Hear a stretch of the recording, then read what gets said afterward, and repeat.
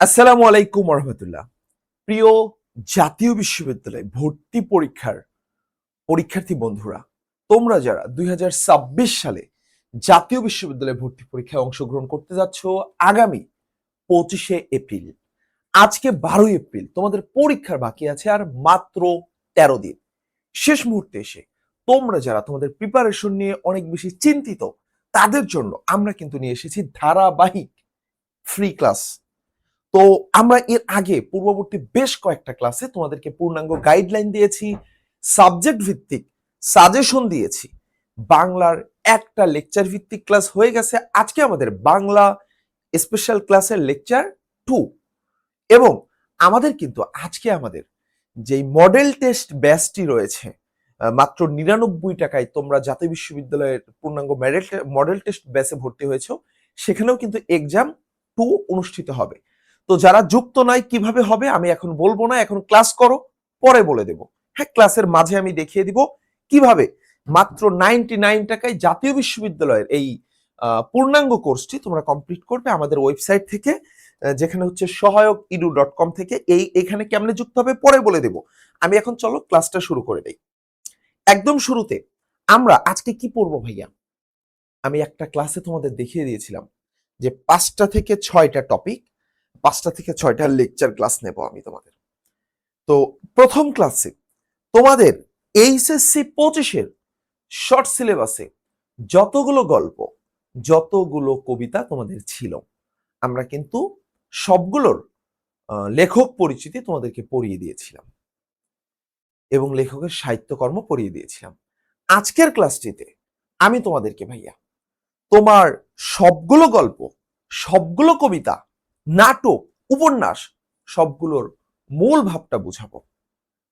তুমি জাতীয় বিশ্ববিদ্যালয়ে ভর্তি পরীক্ষা দিতে যাচ্ছ, তুমি দেশ সেরা একটা কলেজে নিজের একটা সিট নিশ্চিত করতে যাচ্ছ, তোমার ভিতর যদি এখন সিরিয়াসনেস না থাকে, ভাইয়া রাত জেগে তোমাদের জন্য এই স্লাইডগুলো রেডি করলাম। আমার ঢাবির জন্য, রাবির জন্য, চবির জন্য, প্রত্যেকটার জন্য পিপিটিএক্স বানানো আছে। তারপরে নতুন করে জাতীয় বিশ্ববিদ্যালয়ের আদলে যেই স্টাইলে প্রশ্ন হয়, আমি সম্পূর্ণ নতুন ভাবে এই স্লাইডগুলো তোমাদের জন্য বানিয়ে নিয়ে আসলাম। এখানে আমি প্রত্যেকটা গল্প, প্রত্যেকটা কবিতার এইভাবে নিয়ে এসেছি। তোমাকে জাস্ট আমি যদি দেখাই, এই যে দেখো, এই একটা পেজের ভিতরে আমি পুরো গল্পটাকে নিয়ে আসছি। এরপরে যেটা করছি ভাইয়া, এই গল্প থেকে আমি তোমার জন্য 8টা এমসিকিউ নিয়ে এসেছি। আবার একটি গল্পকে আমি 1 পেজের ভিতরে এনেছি, এই গল্প থেকে আসা এমসিকিউ গুলো আমি 2 পেজের ভিতরে নিয়ে আসছি। তাহলে এইভাবে তুমি যদি আমার সাথে থাকো, তোমার সবগুলো গল্প, সবগুলো কবিতা, নাটক, উপন্যাস আগামী 1.5 থেকে 2 ঘন্টার ভিতরে আমি কমপ্লিট করে দেবো ভাই। এই সারা রাত জেগে স্লাইড বানিয়ে এই যে এই ভোরবেলা সকালবেলা শুট দিচ্ছি, তো আমারও খারাপ লাগে, ক্লান্তি আসে, তারপরেও আমার একটা সিরিয়াসনেস যে আমার এই স্টুডেন্টদেরকে আমি কমিটমেন্ট দিয়েছি, তোমাদের প্রস্তুতি আমি কমপ্লিট করিয়ে দেব। এই কমিটমেন্টের জন্য আমি এখন ক্লাস নিচ্ছি। তুমি পারবা না নিজের একটা সিট নিশ্চিত করতে, এখন ক্লাস করতে পারবা কিনা বলো? তোমার একটা সিট প্রয়োজন তো। চলো শুরু করা যাক। একদম শুরুতে বিসমিল্লাহির রহমানির রহিম আমরা পড়বো বিলাসী। বিলাসী গল্পটা দিয়ে শুরু করি। ওকে, বিলাসী গল্পটা লিখেছেন কে ভাইয়া? বিলাসী গল্পটা লিখেছেন কে? বিলাসী গল্পটা লিখেছেন শরৎচন্দ্র চট্টোপাধ্যায়। কত সালে? 1876 থেকে উনি কিন্তু এই 1938 সাল পর্যন্ত বেঁচে ছিলেন। তো উনার জীবনী আমি পূর্ববর্তী ক্লাসে পড়াই দিছি, আজকে পড়াবো না, আজকে জাস্ট লেখাটা পড়বো। এইটা প্রথম প্রকাশিত হয়, বিলাসী গল্পটি প্রথম প্রকাশিত হয় ভারতী পত্রিকায়। বিলাসী গল্পটি প্রথম প্রকাশিত হয় ভারতী পত্রিকায় 1325 বঙ্গাব্দে, 1325 বঙ্গাব্দে, 1918 খ্রিস্টাব্দে, 1918 খ্রিস্টাব্দে। আচ্ছা, এই গল্পের কেন্দ্রীয় চরিত্রের নাম অনুসারে গল্পটির নামকরণ করা হয়েছে। এই গল্পের কেন্দ্রীয় চরিত্রের নাম কি ভাইয়া? বিলাসী। গল্পের কেন্দ্রীয় চরিত্রের নাম কি? বিলাসী। আচ্ছা, বিলাসী গল্পের মূল বাণী কি? বিলাসী গল্পের মূল বাণী কি? আচ্ছা, তোমরা বুঝতেছো না ভাইয়া প্রশ্ন কেমনে হবে? প্রশ্ন আমি তোমাদের জন্য বানাই আনছি, হ্যাঁ, কেমন হবে, অতএব চিন্তা করিও না, যা শুনতে থাকো।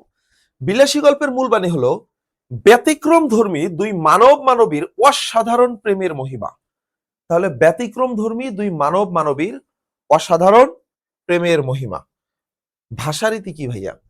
ভাষারীতি হলো উত্তম পুরুষের জবানিতে সাধু ভাষায় রচিত, উত্তম পুরুষের জবানিতে সাধু ভাষায় রচিত। চরিত্র কি? বিলাসী চরিত্রটা হচ্ছে সাপুরে কন্যা, মৃত্যুঞ্জয়ের স্ত্রী, বয়স 18 কি 28, ঠাহর করতে পারলাম না। যদি বলে যে বিলাসী চরিত্রটা কে, বিলাসী চরিত্রটা হচ্ছে মালোপাড়ার বুড়ো মালোর মেয়ে, মালোপাড়ার বুড়ো মালোর মেয়ে। আমি পুরোটা নিজের মতো সামারি করে দেব, একটু ওয়েট করো। মৃত্যুঞ্জয় হচ্ছে 3য় শ্রেণীতে পড়তো, শয্যাগত ছিল 45 দিন। মৃত্যুঞ্জয় কতদিন শয্যাগত ছিল? দীর্ঘ 45 দিন শয্যাগত ছিল, মানে বিছানা থেকে উঠতেই পারতো না। আচ্ছা, মৃত্যুঞ্জয় অন্ন পাপ করেছিল কিভাবে ভাইয়া? নিম্নবর্ণের বিলাসীর হাতে ভাত খেয়ে। তাহলে বিলাসী যেহেতু তার চেয়ে নিম্নবর্ণের, এবং মৃত্যুঞ্জয় তার নিজের চেয়ে নিম্নবর্ণের একজন মানুষের হাতে যে ভাত খাইলো, এটার মাধ্যমে তার অন্ন পাপ হইল। এবং অন্ন পাপের মাধ্যমে কি ঘটলো বলতো? এই যে সে হচ্ছে নিম্নবর্ণের বিলাসীর হাতে ভাত খেলো, খাওয়ার মাধ্যমে তার অন্ন পাপ হইল। মৃত্যুঞ্জয়কে কামড় দিয়েছিল কিসে? খরিশ গোক্র সাপ, এবং মারা যায় গোয়ালার বাড়িতে। খরিশ গোক্র সাপ কামড় দিয়েছিল মৃত্যুঞ্জয়কে, মারা যায় গোয়ালার বাড়িতে। আমি পড়াবো তোমাদের, একটু ওয়েট করো পুরোটা। ন্যাড়ার বয়স হচ্ছে 40-এর কোঠা পার, সন্ন্যাসগিরিতে ইস্তফা দিয়েছিল মশার কামড় সইতে না পেরে। তাহলে সন্ন্যাসগিরিতে ইস্তফা দিল কেন? মশার কামড় সইতে না পেরে, মশার কামড় সইতে না পেরে সন্ন্যাসগিরিতে ইস্তফা দিল। এরপরে যদি দেখায় ভাইয়া তোমার ঘন জঙ্গলের পথ একটু দেখে পা ফেলে যেও, এই উক্তিটি হলো বিলাসী। বিলাসী যখন একদিন নেড়া মৃত্যুঞ্জয়কে দেখতে আসলো, রোগীকে দেখতে আসলো, যাওয়ার সময় বিলাসী তাকে এগিয়ে দিয়ে আসলো। এগিয়ে দিয়ে আসে, ভিতরে গিয়ে বলল, একটু এগিয়ে দিয়ে বলল যে ঠাকুরপো একটু দেখে পা ফেলো, ঘন জঙ্গলের পথ। তো কেন বলল? কারণ বিলাসী সাপুরের মেয়ে, মালোপাড়ার বুড়ো মালোর মেয়ে। সে জানে এই রাতে এই এই এই জঙ্গলের ভিতরে কি থাকতে পারে, এই রাতে এই জঙ্গলের ভিতরে অনেক সাপ পোকামাকড় থাকতে পারে, যে সাপ পোকামাকড়ের কামড়ে কি হয়ে যেতে পারে, তার বড় ধরনের আঘাত লাগতে পারে। আসো, গ্রামটা এবার রসাতলে গেল রে, এই কথাটি কার ছিল? এই উক্তিটি ছিল হচ্ছে, এই উক্তিটি ছিল হচ্ছে খুড়োমশাইয়ের। খুড়োমশাই কি বলতো? গেল রে গেল, গ্রামটা এবার রসাতলে গেল। আচ্ছা, খুড়ো আম কাঁঠালের বাগান দখল পেয়েছিলেন উপরের আদালতের নির্দেশে। তাহলে খুড়ো খুড়ো আম কাঁঠালের বাগানের দখল পেয়েছিল কিভাবে ভাইয়া? উপরের আদালতের নির্দেশে। খুড়ো আম কাঁঠালের বাগানের দখল পেয়েছিল কিভাবে? উপরের আদালতের নির্দেশে। আসো, এবার আমি তোমাকে এই পুরো গল্পটা একটু পড়িয়ে দেই। দেখো, বিলাসী এই গল্পটা মূলত কেমন ছিল? এই গল্প থেকে আরো কিছু প্রশ্ন হবে। আমি শুরু থেকে জাস্ট 4টা মিনিট বা 3টা মিনিটে পুরোটা বলি। ন্যাড়া অর্থাৎ শরৎচন্দ্র চট্টোপাধ্যায়, যিনি মনের ঝোঁকে সন্ন্যাস ধারণ করেছিলেন, মনের ঝোঁকে সন্ন্যাস ধারণ করেছিলেন। এই গল্পটাই, বিলাসী গল্পটা নিজের বাস্তব জীবনের ঘটনার চিত্রপট ফুটে উঠেছে। ঠিক আছে, এই গল্পটাতে তার নিজের বাস্তব জীবনের চিত্রপট ফুটে উঠেছে। এই গল্পটাতে আমরা দেখতে পাবো যে বিলাসী নামক একটা মেয়ে, যে মেয়েটার হচ্ছে একজন বুড়ো পাড়া, মালোপাড়ার বুড়ো মালোর মেয়ে। মালো পাড়ায় মানে যেই পাড়ার মানুষজন সাপুরেগিরি করে তাদেরকে মালো বলে।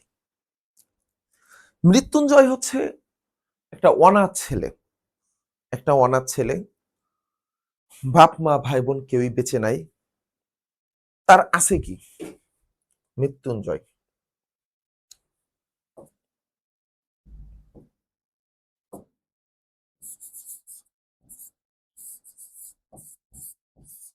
মৃত্যুঞ্জয়ের আছে কি ভাই? মৃত্যুঞ্জয়ের থাকার ভিতরে আছে 20-25 বিঘার একটি আম কাঁঠালের বাগান। 20-25 বিঘা। তাহলে মৃত্যুঞ্জয়ের কি আছে? 20-25 বিঘার একটি আম কাঁঠালের বাগান আছে। মৃত্যুঞ্জয় পড়তো কোন ক্লাসে ভাইয়া? মৃত্যুঞ্জয় পড়তো হলো 3rd ক্লাসে। 3rd ক্লাসে পড়তো। 3rd ক্লাস মানে কোনটা? 8ম শ্রেণী। থার্ড ক্লাসে পড়তো। ভাইয়া সেকেন্ড ক্লাস মানে কি? ক্লাস 9। ফার্স্ট ক্লাস মানে কি? ক্লাস 10। ফোর্থ ক্লাস মানে কি? মানে ক্লাস 7। তাহলে মৃত্যুঞ্জয় পড়তো কোন ক্লাসে ভাইয়া? থার্ড ক্লাসে, মানে ক্লাস 8-এ পড়তো। থার্ড ক্লাস মানে কি? ক্লাস 8-এ পড়তো, অষ্টম শ্রেণীতে পড়তো। আসো, এই মৃত্যুঞ্জয় এবং আমাদের লেখক, এদের মাঝে মাঝে দেখা হতো কোথায়? এদের মাঝে মাঝে দেখা হতো রাস্তায়, স্কুলে যাওয়ার পথে। লেখক দেখতো একটা ছেলে যে মলিন ধুলামালি যুক্ত কিছু মলিন কিছু বই বগল তলায় নিয়ে পুরাতন একটা শার্ট পরে জামা পরতে পরতে স্কুলে আসতো যেত। সে যে কোন কালে থার্ড ক্লাসে উঠছে সেটা আমরা কেউ জানি না, মানে বহু বছর ধরে থার্ড ক্লাসেই পড়তেছে। আমাদের স্কুলে যেতে হতো খুব কষ্ট করে। কত ক্রোশ দূরে ভাই স্কুলের পথ ছিল গ্রাম থেকে? গ্রাম থেকে স্কুলের পথ ছিল 2 ক্রোশ দূরে। 2 ক্রোশ দূরে। আচ্ছা, 2 ক্রোশ মানে কি? 2 ক্রোশ মানে 4 মাইলের বেশি। 4 মাইল প্লাস। 2 ক্রোশ মানে 4 মাইলের বেশি। তাহলে এই যে ন্যাড়া বা মৃত্যুঞ্জয়, তাদের গ্রামের যে ছেলে পেলে তারা যারা স্কুলে পড়াশোনা করতো তাদেরকে 4 ক্রোশ পথ হাঁটিয়া কোথায় যেতে হতো? স্কুলে যেতে হতো। এবং মানে 2 ক্রোশ পথ হাঁটে স্কুলে যেতে হতো, 2 ক্রোশ পথ হাঁটে স্কুল থেকে আসতে হতো। তাহলে যদি প্রশ্ন হয় কত ক্রোশ পথ হাঁটতে হতো, কত ক্রোশ পথ যেতে হতো, তাহলে হবে 2 ক্রোশ। আর যাতায়াত করতে হতো, যদি বলে কত ক্রোশ পথ যাতায়াত করতে হতো, কি হবে রে? 4 ক্রোশ হবে। 4 ক্রোশ পথ যাতায়াত করতে হতো। আচ্ছা, আর একটা কথা বলি, এই ক্লাসটা যতজন দেখতেছো প্রত্যেককে ভিডিওটা লাইক করবা এবং একটা কমেন্ট করবা যে ভাই আমি ওই কলেজ থেকে করতেছি। কেন? তাহলে এইটা আমরা পরবর্তীতে দেখলে আমাদের ভিতরে একটা ভালো লাগা কাজ করে যে বাংলাদেশের এত সংখ্যক শিক্ষার্থী আমাদের ক্লাসগুলো সিরিয়াসলি করতেছে। এই জায়গা থেকে স্টুডেন্টরা ক্লাসটা করতেছে, আমরা একটা সেলফ মোটিভেশন পাই। বুঝতে পারছো? তাহলে 4 ক্রোশ পথ যাতায়াত করতে হতো। মৃত্যুঞ্জয়ের 20-25 বিঘা আম কাঁঠালের বাগান ছিল। মৃত্যুঞ্জয় পড়তো থার্ড ক্লাসে। হঠাৎ করে লেখক একদিন খেয়াল করলেন যে এই মৃত্যুঞ্জয়ের স্কুলে আসতেছে না। আয় হায়, আসে না তো আসে না। পরে একদিন শুনলাম যে মৃত্যুঞ্জয় নাকি অসুস্থ। মৃত্যুঞ্জয়ের দেখতে গেলাম একদিন সন্ধ্যার পরে। মৃত্যুঞ্জয়ের কেউ বন্ধু পরিচয় দেয় না নিজেকে। আচ্ছা, যাই হোক, অত বিস্তারিত কাহিনী না বলি। গিয়ে শুনলাম যে কতদিন ধরে ভাই? দীর্ঘ 1.5 মাস ধরে সে শয্যাগত। 45 দিন সে শয্যাগত। শয্যাগত মানে কি? মানে সে বিছানায় পড়ে আছে। হ্যাঁ, 15 দিন সে অচৈতন্য ছিল। 15 দিন সে কোনো চেতনাই ছিল না।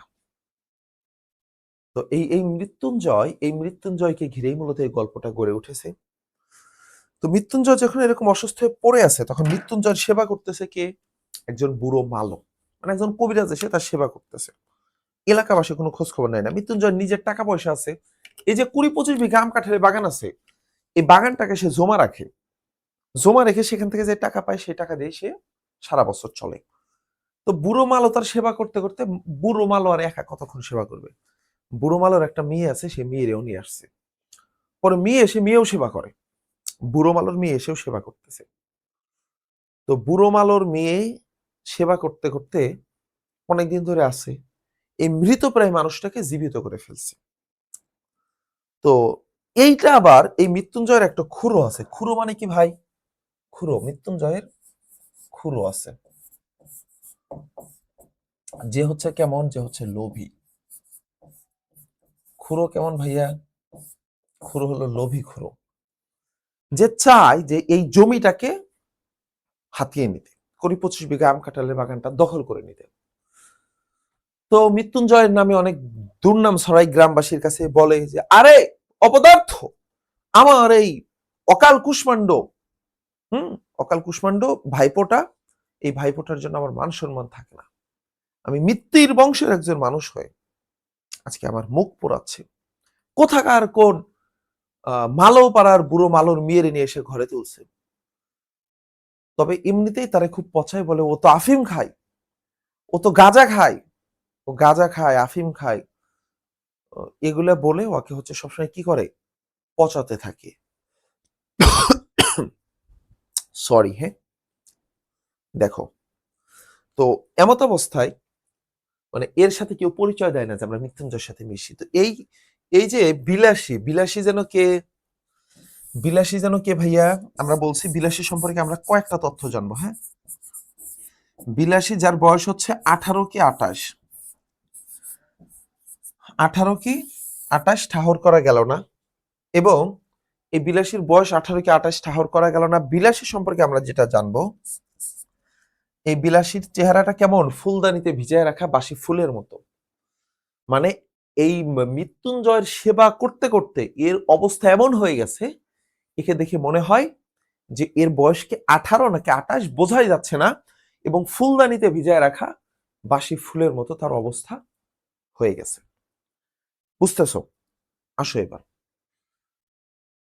তো এই বিলাসী যখন তার সেবা করতেছে, এইটা মৃত্যুঞ্জয়ের এই খুড়োমশাই জানার পরে সে এলাকাবাসীকে নিয়ে আসছে, লাঠি সোটা নিয়ে আসছে, এদেরকে পিটায় এদেরকে বাসা থেকে বের করে দিছে, এলাকা থেকে বের করে দিছে। অনেক টানা হেঁচড়া করছে, চুল ধরে টানা হেঁচড়া করছে। এই কাহিনী তোমরা জানো। একদিন বিকেল বেলা বিলাসী রুটি বেলতেছিল, হুম। তো এই মৃত্যুঞ্জয়ের খুড়োমশাই এলাকাবাসী, এলাকার যুবক পোলাপানরে নিয়ে চুলের মুঠি ধরে তারা টেনে নিয়ে এসে, তারা এই টেনে হেঁচড়ে নিয়ে এসে তারা অনেক মারছে। মৃত্যুঞ্জয়ের ভিতর থেকে আটকে রাখছে। ও তো অসুস্থ, বিছানায় পড়া, ও চিল্লাফাল্লা করতেছে। পরে সেই দিনে ওরা চলে গেছে। নেরা তো ধরো মনের ঝোঁকে সন্ন্যাস হয়ে গেছে।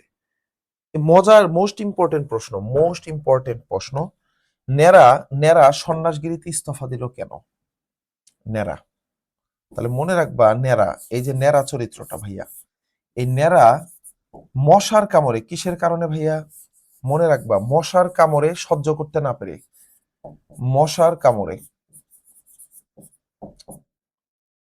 কিসের কামড়ে? খুব হাস্যকর বিষয় না? মশার কামড়ে, মশার কামড় সহ্য করতে না পেরে সে কি করছে? সন্ন্যাসগিরি ছেড়ে দিছে। মশার কামড় সহ্য করতে না পেরে সন্ন্যাসগিরি ছেড়ে দিছে। মশার কামড়ে সন্ন্যাসগিরি ইস্তফা দিয়েছে। তো নেরা একদিন হঠাৎ করে এলাকা দিয়ে যাচ্ছে, আয় হায়, এ তো দেখি আমাদের মৃত্যুঞ্জয়। মৃত্যুঞ্জয় তো পুরো চেঞ্জড, মাথায় পাগড়ি, তারপরে গলায় বড় বড় রুদ্রাক্ষর মালা, পুতির মালা।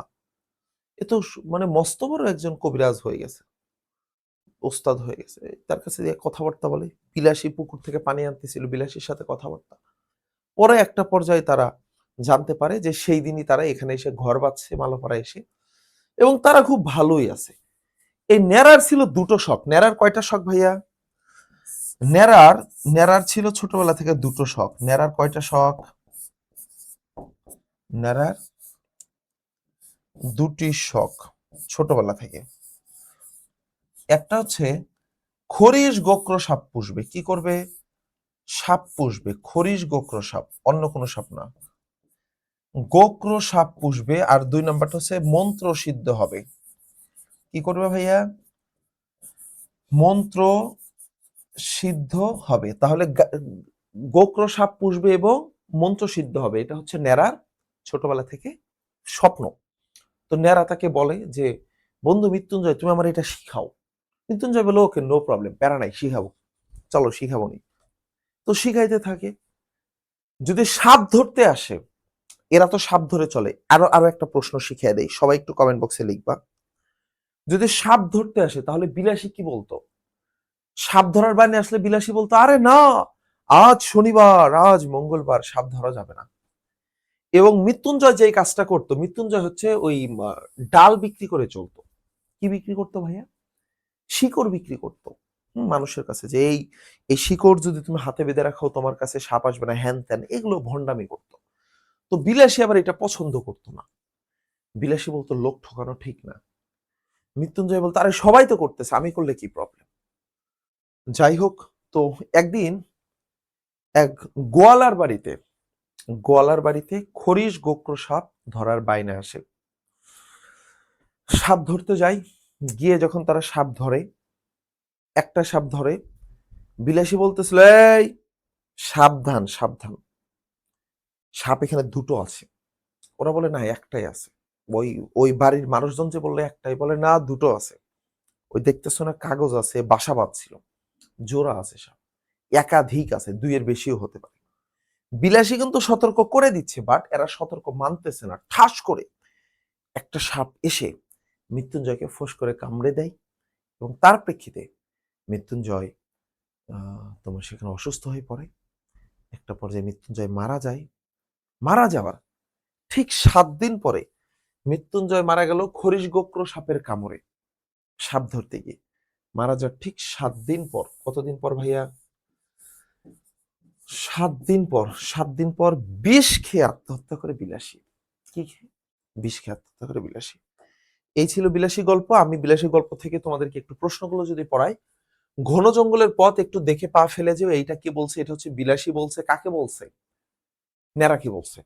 মহত্বের কাহিনী আমাদের অনেক আছে, এখানে মহত্ব কি? এখানে ব্যঙ্গার্থে। এই যে অন্য পাপ হইছে, অন্য জাতের মানুষের হাতে ভাত খাইছে বলে পাপ হইছে, অন্য পাপ। এগুলো কি? এগুলো হচ্ছে তোমার আমাদের একটা কুসংস্কৃতি, আমাদের খারাপ সংস্কৃতি। তাহলে এটাকে কি বলছে? এটা হচ্ছে ব্যঙ্গার্থে বলছে, এগুলো এটা আমাদের মহত্বের বিষয়। নেরা স্কুলে যাতায়াতের পথ কত ক্রোশ দূরে? নেরার স্কুলে যাতায়াতের পথ ছিল 2 ক্রোশ দূরে। কত ক্রোশ দূরে ভাইয়া? 2 ক্রোশ দূরে। শরৎচন্দ্র চট্টোপাধ্যায় কত খ্রিস্টাব্দে জন্মগ্রহণ করেন? 1876 খ্রিস্টাব্দে জন্মগ্রহণ করেন। কত খ্রিস্টাব্দে? 1876 খ্রিস্টাব্দে। রম্ভার কাদি শব্দের অর্থ কি? কলার ছড়া। রম্ভার কাদি মানে কি ভাইয়া? কলার ছড়া। বিলাসী গল্পে মৃত্যুঞ্জয় কোন শ্রেণীতে পড়তো? 3rd ক্লাসে পড়তো। বিলাসী গল্পে মৃত্যুঞ্জয় কোন ক্লাসে পড়তো ভাইয়া? 3rd ক্লাসে পড়তো। বিলাসী গল্পটি প্রথম কোন পত্রিকায় প্রকাশিত হয়? বিলাসী গল্পটি প্রথম ভারতী পত্রিকায় প্রকাশিত হয়। এরপরে যদি প্রশ্ন হয় মৃত্যুঞ্জয়কে কামড় দিয়েছিল কোন সাপ? খরিশ গোক্র সাপ। ভাই এইখানে নাই এমন অনেক এমসিকিউ আসতে পারে, যেগুলো আমি মুখে মুখে পড়ায় দিচ্ছি। আর যারা আমাদের এই 99 টাকায় এই কোর্সটাতে ভর্তি হয়েছে, কোন কোর্স বলতো? আমরা 99 টাকা একটা কোর্স লঞ্চ করেছি। আমাদের 2 দিনে, প্রথম 2 দিনে প্রায় 724 জন অ্যাড হয়েছে। আমি বলছি প্রথম 1000 জন, প্রথম প্রথম 1000 জন মাত্র 99 টাকায় ভর্তি হতে পারবে। তার মানে আজকেই ভর্তি হতে হবে। আজকে যারা ভর্তি হবে তারা হয়তো 99 টাকায় হতে পারবে। এরপরে দেখবা এই দামটা বেড়ে যাবে, এটা আবার 199 টাকা হয়ে যাবে। এখানে কি কি আছে ভাই? এখানে সবকিছু আছে। তোমার বাংলার, বাংলা প্রথম, দ্বিতীয়, ইংলিশ ফার্স্ট, সেকেন্ড, এই সব কিছুর উপরে তুমি 10টা করে 20টা মডেল টেস্ট দিতে পারতেছো এই একটা কোর্সে। এটা কিন্তু অনেক বড় অ্যামাউন্ট না। সবাই দেখবা যে খুব ছোট ছোট কোর্স লঞ্চ করে তারা অনেক বড় অ্যামাউন্ট রাখতেছে। এখানে আমি তোমাদের ভালোবাসার জায়গা থেকে আমি এই যে এইচএসসি 25 ব্যাচের হাজার হাজার স্টুডেন্টকে আমি পড়াইছি, লক্ষাধিক শিক্ষার্থী আছে আমার 25 ব্যাচে, তাদের প্রতি আমার একটা দায়বদ্ধতা থেকে এটা নামমাত্র একটা মূল্যে আমরা কোর্সটা লঞ্চ করেছি। যেহেতু আমাদের পুরো টিমকে কাজ করতে হচ্ছে এটার পিছনে, তাদের তো একটা অ্যামাউন্ট দিতে হবে। ভাইয়া না হয় ফ্রিতে এই সারা রাত জেগে কাজ করতে পারি, সবাই তো আর সেটা করবে না। দেখো তাহলে এখানে 10টা মডেল টেস্ট আছে, তারপরে তোমার ইংলিশের মডেল টেস্ট আছে, তারপরে যে আমরা যা পড়াচ্ছি সেই স্লাইডটাও এখানে দিয়ে দিচ্ছি। হুম, তারপরে প্রত্যেকটা গ্রুপ সাবজেক্টের উপরে তোমার কি করতেছে, যে আমরা অধ্যায় ভিত্তিক টপ এমসিকিউ দিয়ে দিচ্ছি। এই প্রত্যেকটা গ্রুপ সাবজেক্ট অধ্যায় ভিত্তিক, একদম প্রত্যেক অধ্যায় থেকে টপ এমসিকিউ গুলো আমরা এখানে তোমাদেরকে দিয়ে দিচ্ছি ইনশাল্লাহ। তো এই হলো ভাইয়া তোমাদের 99 টাকায় জাতীয় বিশ্ববিদ্যালয়ের একটা কোর্স। এখানে ভর্তি হওয়ার প্রক্রিয়া খুবই সহজ। তুমি যদি আমি ছোট্ট করে একটু আরো কয়েক সেকেন্ড দেখায় দেই, হ্যাঁ, তুমি যদি এখানে ভর্তি হতে যাও, তোমারে বলবে লগ ইন করো, তুমি এখানে জাস্ট লগ ইন করোতে ক্লিক করো, লগ ইন হয়ে যাবে। মানে অটোমেটিক তোমার ফোন থেকে একটা জিমেইল নিয়ে লগ ইন হয়ে যাবে। কি করতে হবে ভাইয়া? এরকম একটা অপশন আসবে, প্রোমো কোডের দরকার নাই। প্রোমো কোড কি? তোমার লাগবেই না প্রোমো কোড। তুমি জাস্ট এই বিকাশে ক্লিক করবা, বিকাশের মাধ্যমে ভর্তি হও। বিকাশের মাধ্যমে ভর্তি হতে চাইলে ভাইয়া তোমার এরকম একটা অপশন আসবে, তুমি যে বিকাশে চাপ দিবা বিকাশের মাধ্যমে ভর্তি হন। আচ্ছা শুরুতে কিন্তু লগ ইন করে নিবা, তাছাড়া এমনটা আসবে না। বিকাশের মাধ্যমে ভর্তি হন, এই যে এটা আসবে যে আপনার অ্যাপটি খুলুন, বিকাশে যে পেমেন্ট অপশন আছে পেমেন্ট অপশনে যান, সেখান থেকে কি করবেন, এই যে এই নাম্বারটা লিখবা 01818473320, এই নাম্বারটাতে তুমি মার্চেন্ট পেমেন্ট করবা 99 টাকা। ওখানে এই নাম্বারটা দিলে দেখবা লেখা আসবে সহায়ক ইডু, ঠিক আছে? এটা হচ্ছে আমাদের মার্চেন্ট অ্যাকাউন্ট। ওইখান থেকে তুমি কি করবা, সুন্দর করে 99 টাকা পে করে দিবা। যদি কেউ পেমেন্ট করতে পারতেছো না, পেমেন্ট বোঝুই না, সেক্ষেত্রে কি করবা, সেন্ড মানি করতে চাচ্ছ, সেন্ড মানি করতে চাইলে ভাইয়া এই নাম্বারটাতে করবা। কেউ যদি পেমেন্ট না হয় সেন্ড মানি করতে চাও তাহলে এই নাম্বারটাতে করবা, 0303467145। তাহলে এই নাম্বারটাতে কি করবা ভাইয়া, সেন্ড মানি করবা, বিকাশ। সেন্ড মানি করার পরে কি করবা ভাইয়া, আমি সেন্ড মানি করলাম, করার পরে এই যে এইখানে একটু নিচে আসবা, এই যে এই জায়গাটাতে লিখবা কোন নাম্বার থেকে টাকা পাঠাইছো সেইটা লিখবা, এবং এর নিচে লিখবা তোমার ট্রানজেকশন আইডি। টাকা পাঠাইলে একটা ট্রানজেকশন আইডি দেয়, হ্যাঁ? তো এইটা যদি তুমি দিয়ে জাস্ট এখানে এনরোলমেন্ট কমপ্লিট করুন, এই জায়গাটিতে ক্লিক করো, এই জায়গাটিতে ক্লিক করো, তাহলে একটা পেজ আসবে যে আপনার রিকোয়েস্টটি পেন্ডিং আছে। আমি তো ভাইয়া সবসময় ক্লাস নেওয়ার উপরে থাকি, যখনই আমি ফ্রি হই এবং আমাদের টিম তারা বসে আছে, তারা হচ্ছে দেখতেছে যে তোমার ভেরিফাই করে যে টাকাটা ঢুকছে কিনা, আসলে এটা ভেরিফাই করে তোমার অ্যাপ্রুভ করে দেয়। এই অ্যাপ্রুভ করতে কখনো কখনো 1 ঘন্টা লাগে, কখনো কখনো 2-3 ঘন্টাও লাগতে পারে, তবে তোমাকে অ্যাপ্রুভ করে দেওয়া হবে তুমি যদি সঠিকভাবে কি করো, এই টাকাটা এখানে পে করো। আর যদি নগদে দিতে চাও কি করবা, জাস্ট নগদে ক্লিক করবা, তাহলে নগদ থেকে দিবা হচ্ছে সেন্ড মানি, আর বিকাশ থেকে কি দিবা, বিকাশ থেকে দিবা হচ্ছে ভাইয়া পেমেন্ট। আর যদি সেন্ড মানি করতে চাও ওই যে একটা নাম্বার দিয়ে দিলাম, ওখান থেকে হবে। আর আরো যদি বুঝতে চাও কোনো প্রবলেম হয় তাহলে কি করবা, একটু ব্যাগে যাবা, গিয়ে যে আমি দেখালাম এই যে কোর্সের এখানে বিস্তারিত দেওয়া আছে, হ্যাঁ, এই কোর্সে কি কি থাকতেছে এখানে দেখবে যে এখানে লেখা আছে তোমার যে কোর্স ফি 199 টাকা। তোমার এই যে যদি কোনো প্রবলেম হয়, ভর্তি হতে কোনো প্রবলেম হলে এই নাম্বারটাতে যোগাযোগ করবা, টেক্সট করবা 01818473320। চলো ক্লাসে ব্যাক করি। আমার একটু প্রত্যেকটা ক্লাসে 1-2 মিনিট একটু দেখায় দিতে হয়, অনেক নতুন স্টুডেন্ট যুক্ত হতে চাইতো, তারা বোঝে না বিষয়টা। তাহলে আসো, মৃত্যুঞ্জয়কে কামড় দিয়েছিল খরিশ গোক্র সাপ। আমরা পরের গল্পে যাই। অপরিচিতা, অপরিচিতা। হাই হাই, আধা ঘন্টা হয়ে গেছে, আমরা একটু একটু শর্ট শর্ট করবো, ওকে? আমরা জাস্ট মূল পার্টটা পড়ায় দেবো, এমসিকিউ পড়ায় দিব, বাকিটা তোমাদেরকে স্লাইড দিয়ে দেবো, তোমরা দুটো কাজ করবা। কেউ যদি আরো ডিটেলসে পড়তে চাও, কেউ যদি চাও ভাই আমি আমি 80+ নাম্বার পেতে চাই, জাতীয় বিশ্ববিদ্যালয়ে, জাতীয় বিশ্ববিদ্যালয়ে ভাইয়া তুমি 40 মার্ক পেলেই চান্স পাবা। 100-র ভিতরে, 100-র ভিতরে যদি 40 পাও তুমি চান্স পাবা, এখানে কোনো মাইনাস মার্ক নেই, ঠিক আছে? তুমি যত খুশি দাগাও, এখানে কোনো মাইনাস মার্ক নেই, 40 পেলে চান্স। কিন্তু তুমি যদি বলো ভাই আমি রাজশাহী কলেজের মতো বড় বড় কলেজগুলোতে চান্স পেতে চাই, দেশের প্রত্যেকটা জেলা পর্যায়ে যে বড় কলেজগুলো আছে, তাহলে কিন্তু মার্কস বেশি পেতে হবে।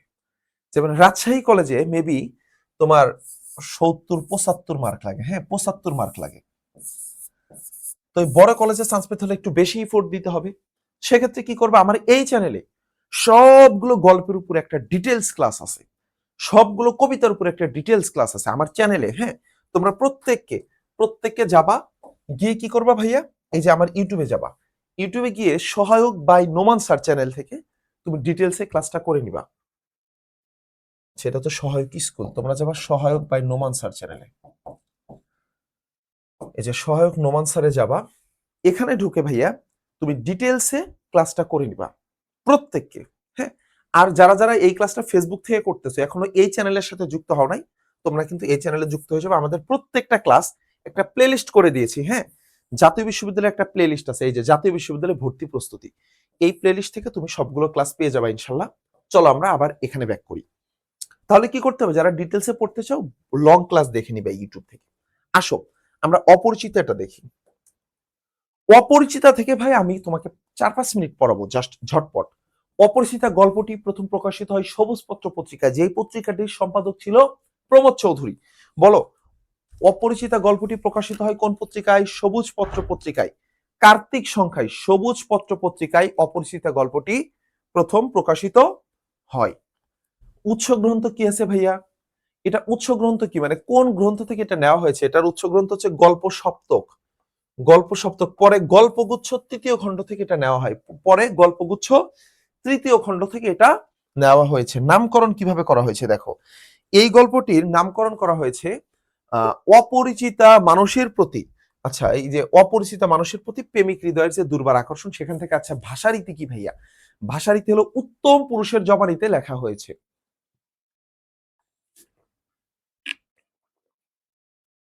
এই গল্পটি কেমন পুরুষের জবানিতে লেখা হয়েছে বোকারা? উত্তম পুরুষের জবানিতে এই গল্পটি লেখা হয়েছে। মূল বাণী কি? যৌতুক প্রথার বিরুদ্ধে নারী পুরুষের একটি সম্মিলিত প্রতিরোধ। তাহলে যৌতুক প্রথার বিরুদ্ধে নারী পুরুষের একটি সম্মিলিত প্রতিরোধ। নারী পুরুষ কে কে? ডক্টর শম্ভুনাথ সেন অর্থাৎ কল্যাণী, এই গল্পের যে নায়িকা, সেই কল্যাণী এবং কল্যাণীর বাবা। কল্যাণীর বাবা বিয়ের আসরে কি বলল? বলল তার তার ওই অনুপমের ইয়েকে অপমান করে বের করে দিল, তাই না? বলল যে ঠাট্টা তো আপনিই করতেছেন, ঠাট্টার সম্পর্কটাকে আর স্থায়ী করিবার চায় না, চলেন আপনাদের গাড়ি ডেকে দেই। তো কত বড় হেডামলা ব্যক্তি সে! নিজের মেয়ে যার বয়স 15, এই মেয়ের আর কখনো বিয়েও হবে না, হয়তো এই বিয়ের আসর থেকে যদি বরকে উঠায় দেওয়া হয়, তো তার কোনো চিন্তা নেই, আরে গেলে গেছে তাতে কি, এমন কোনো ছোট লোকের সাথে আমি আমার মেয়ে বিয়ে দিব না। তো এই যে অপমান করে যে উঠায় দিল, এটা হচ্ছে তার একটা প্রতিরোধ। আবার কল্যাণীকেও যখন বিয়ের প্রস্তাব দিল, কল্যাণী বলল যে না, আমি আর বিবাহ বসিব না, আমি আর বিবাহ বসিব না। কল্যাণীও কি করলো? বিবাহ অনিচ্ছা প্রকাশ করলো। আসো ভাইয়া অনুপম সম্পর্কে একটু দেখি। হ্যাঁ, অনুপম কেমন ছেলে ছিল? অনুপম ছিল MA পাস যুবক। অনুপম কেমন যুবক ছিল ভাইয়া বলতো? অনুপম ছিল MA পাস যুবক। আচ্ছা,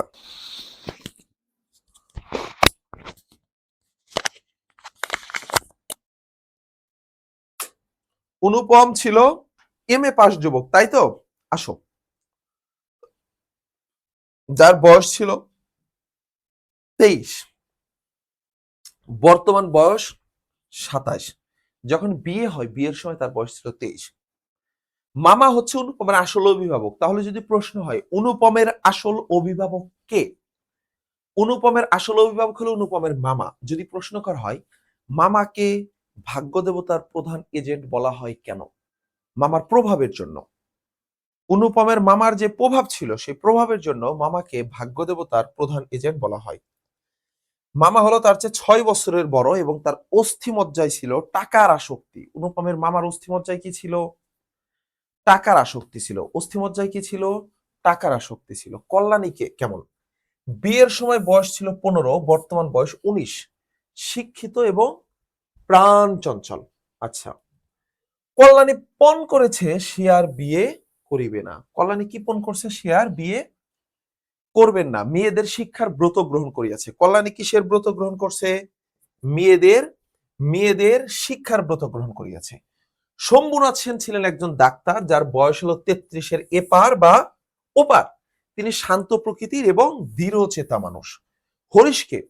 হরিশ হলো ভাইয়া আসর জমাতে পটু এবং অনুপমের বন্ধু, কাজ করে কানপুরে। 3টা প্রশ্ন আসতে পারে হরিশ থেকে, বলো। নাম্বার 1, হরিশ কাজ করে কোথায়? কানপুরে। হরিশ কাজ করে কানপুরে। হরিশ হলো আসর জমাতে অদ্বিতীয় এবং অনুপমের বন্ধু। অনুপমের বন্ধুর নাম কি? হরিশ। আসর জমাতে অদ্বিতীয় কে ছিল? হরিশ। হরিশ কোথায় কাজ করত? কানপুরে কাজ করত। বেনু দাদাকে? বেনু দাদা নিয়ে 2টো প্রশ্ন আসবে। বেনু দাদার ভাষা অত্যন্ত আট এবং বেনু দাদা হলো অনুপমের পিস্তুত ভাই। বেনু দাদা অনুপমের পিস্তুত ভাই। বেনু দাদার ভাষা অত্যন্ত আট। বেনু দাদা হচ্ছে অনুপমের পিস্তুত ভাই। এরপরে আসো মাকাল ফল।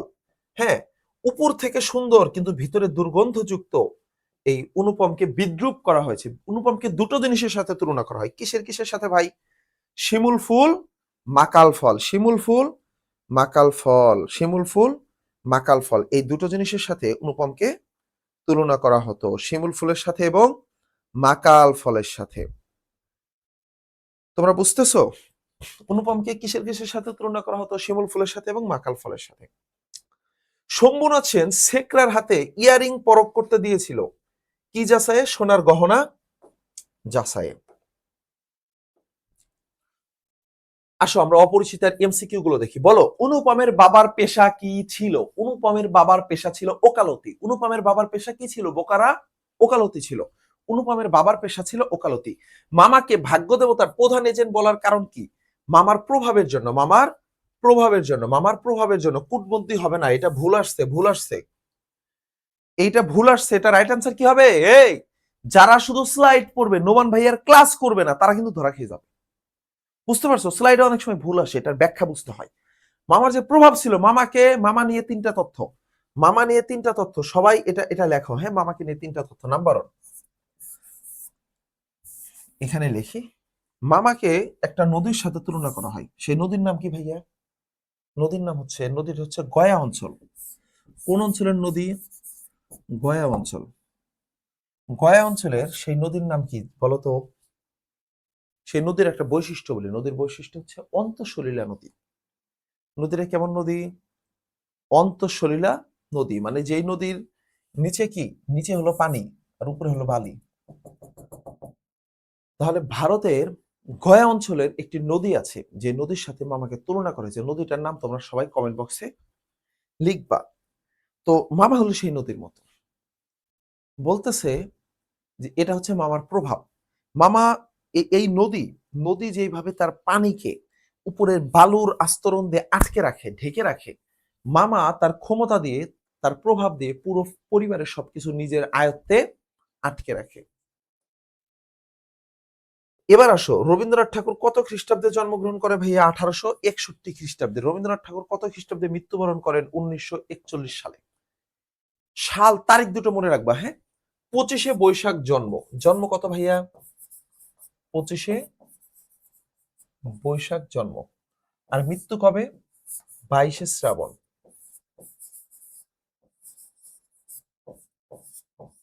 22শে শ্রাবণ মৃত্যু। তাহলে এটা আমি লিখে দেই। 22শে শ্রাবণটা কি ভাইয়া? 22শে শ্রাবণটা মৃত্যু। 22শে শ্রাবণ মৃত্যু, আর 25শে বৈশাখ কি? জন্ম।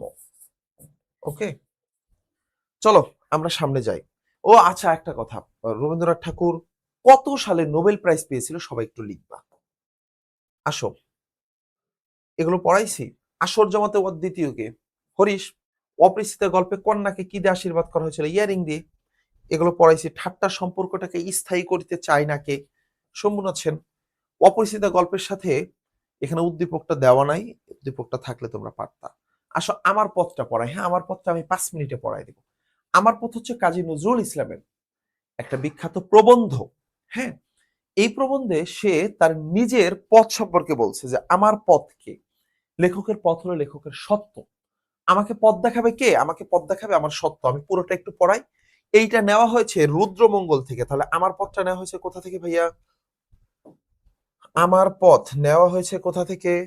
আমার পথ প্রবন্ধটি নেওয়া হয়েছে রুদ্রমঙ্গল নামক কাব্যগ্রন্থ, কাব্যগ্রন্থ না, প্রবন্ধ গ্রন্থ, রুদ্রমঙ্গল থেকে নেওয়া হয়েছে। রূপ শ্রেণী কি? এটা হচ্ছে প্রবন্ধ, যেটার ভাষা রীতি হলো কি? চলিত গদ্য রীতি। চলিত গদ্য রীতি। মূল বাণীটা কি? আমি সত্তার মহত্ব ও শক্তির কথা, আমার কর্ণধার আমি। এই যে আমার কর্ণধার আমি, হ্যাঁ, মানে আমি সত্তার মহত্ব এবং শক্তির কথা এখানে তুলে ধরা হয়েছে।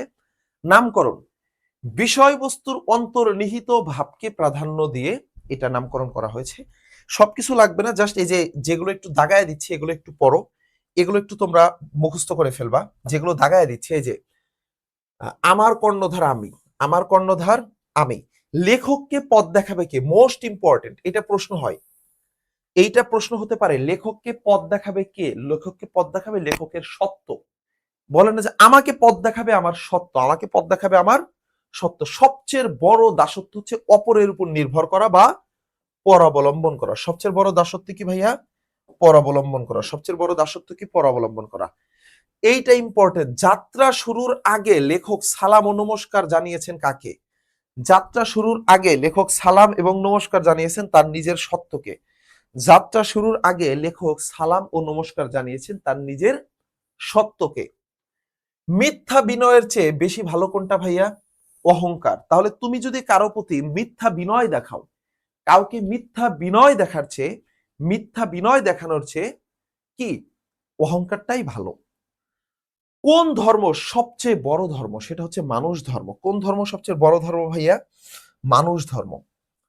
ঐক্যের মূল শক্তি কি? সম্প্রীতি। ঐক্যের মূল শক্তি কি? সম্প্রীতি। গান্ধীজি আসেন, গান্ধীজি বলছে কি যে আমি আসি, এটা বলতে আমাদের বুঝেছে পরাবলম্বন। গান্ধীজি আছেন, আমরা কি ভাবি? গান্ধীজি বলছেন যে আমি আছি, মানে আমাদের সবাইকে বলতে হবে আমরা আছি না। আমরা ভাবি ও গান্ধীজি আছেন, তাহলে আমাদের না থাকলেও চলে।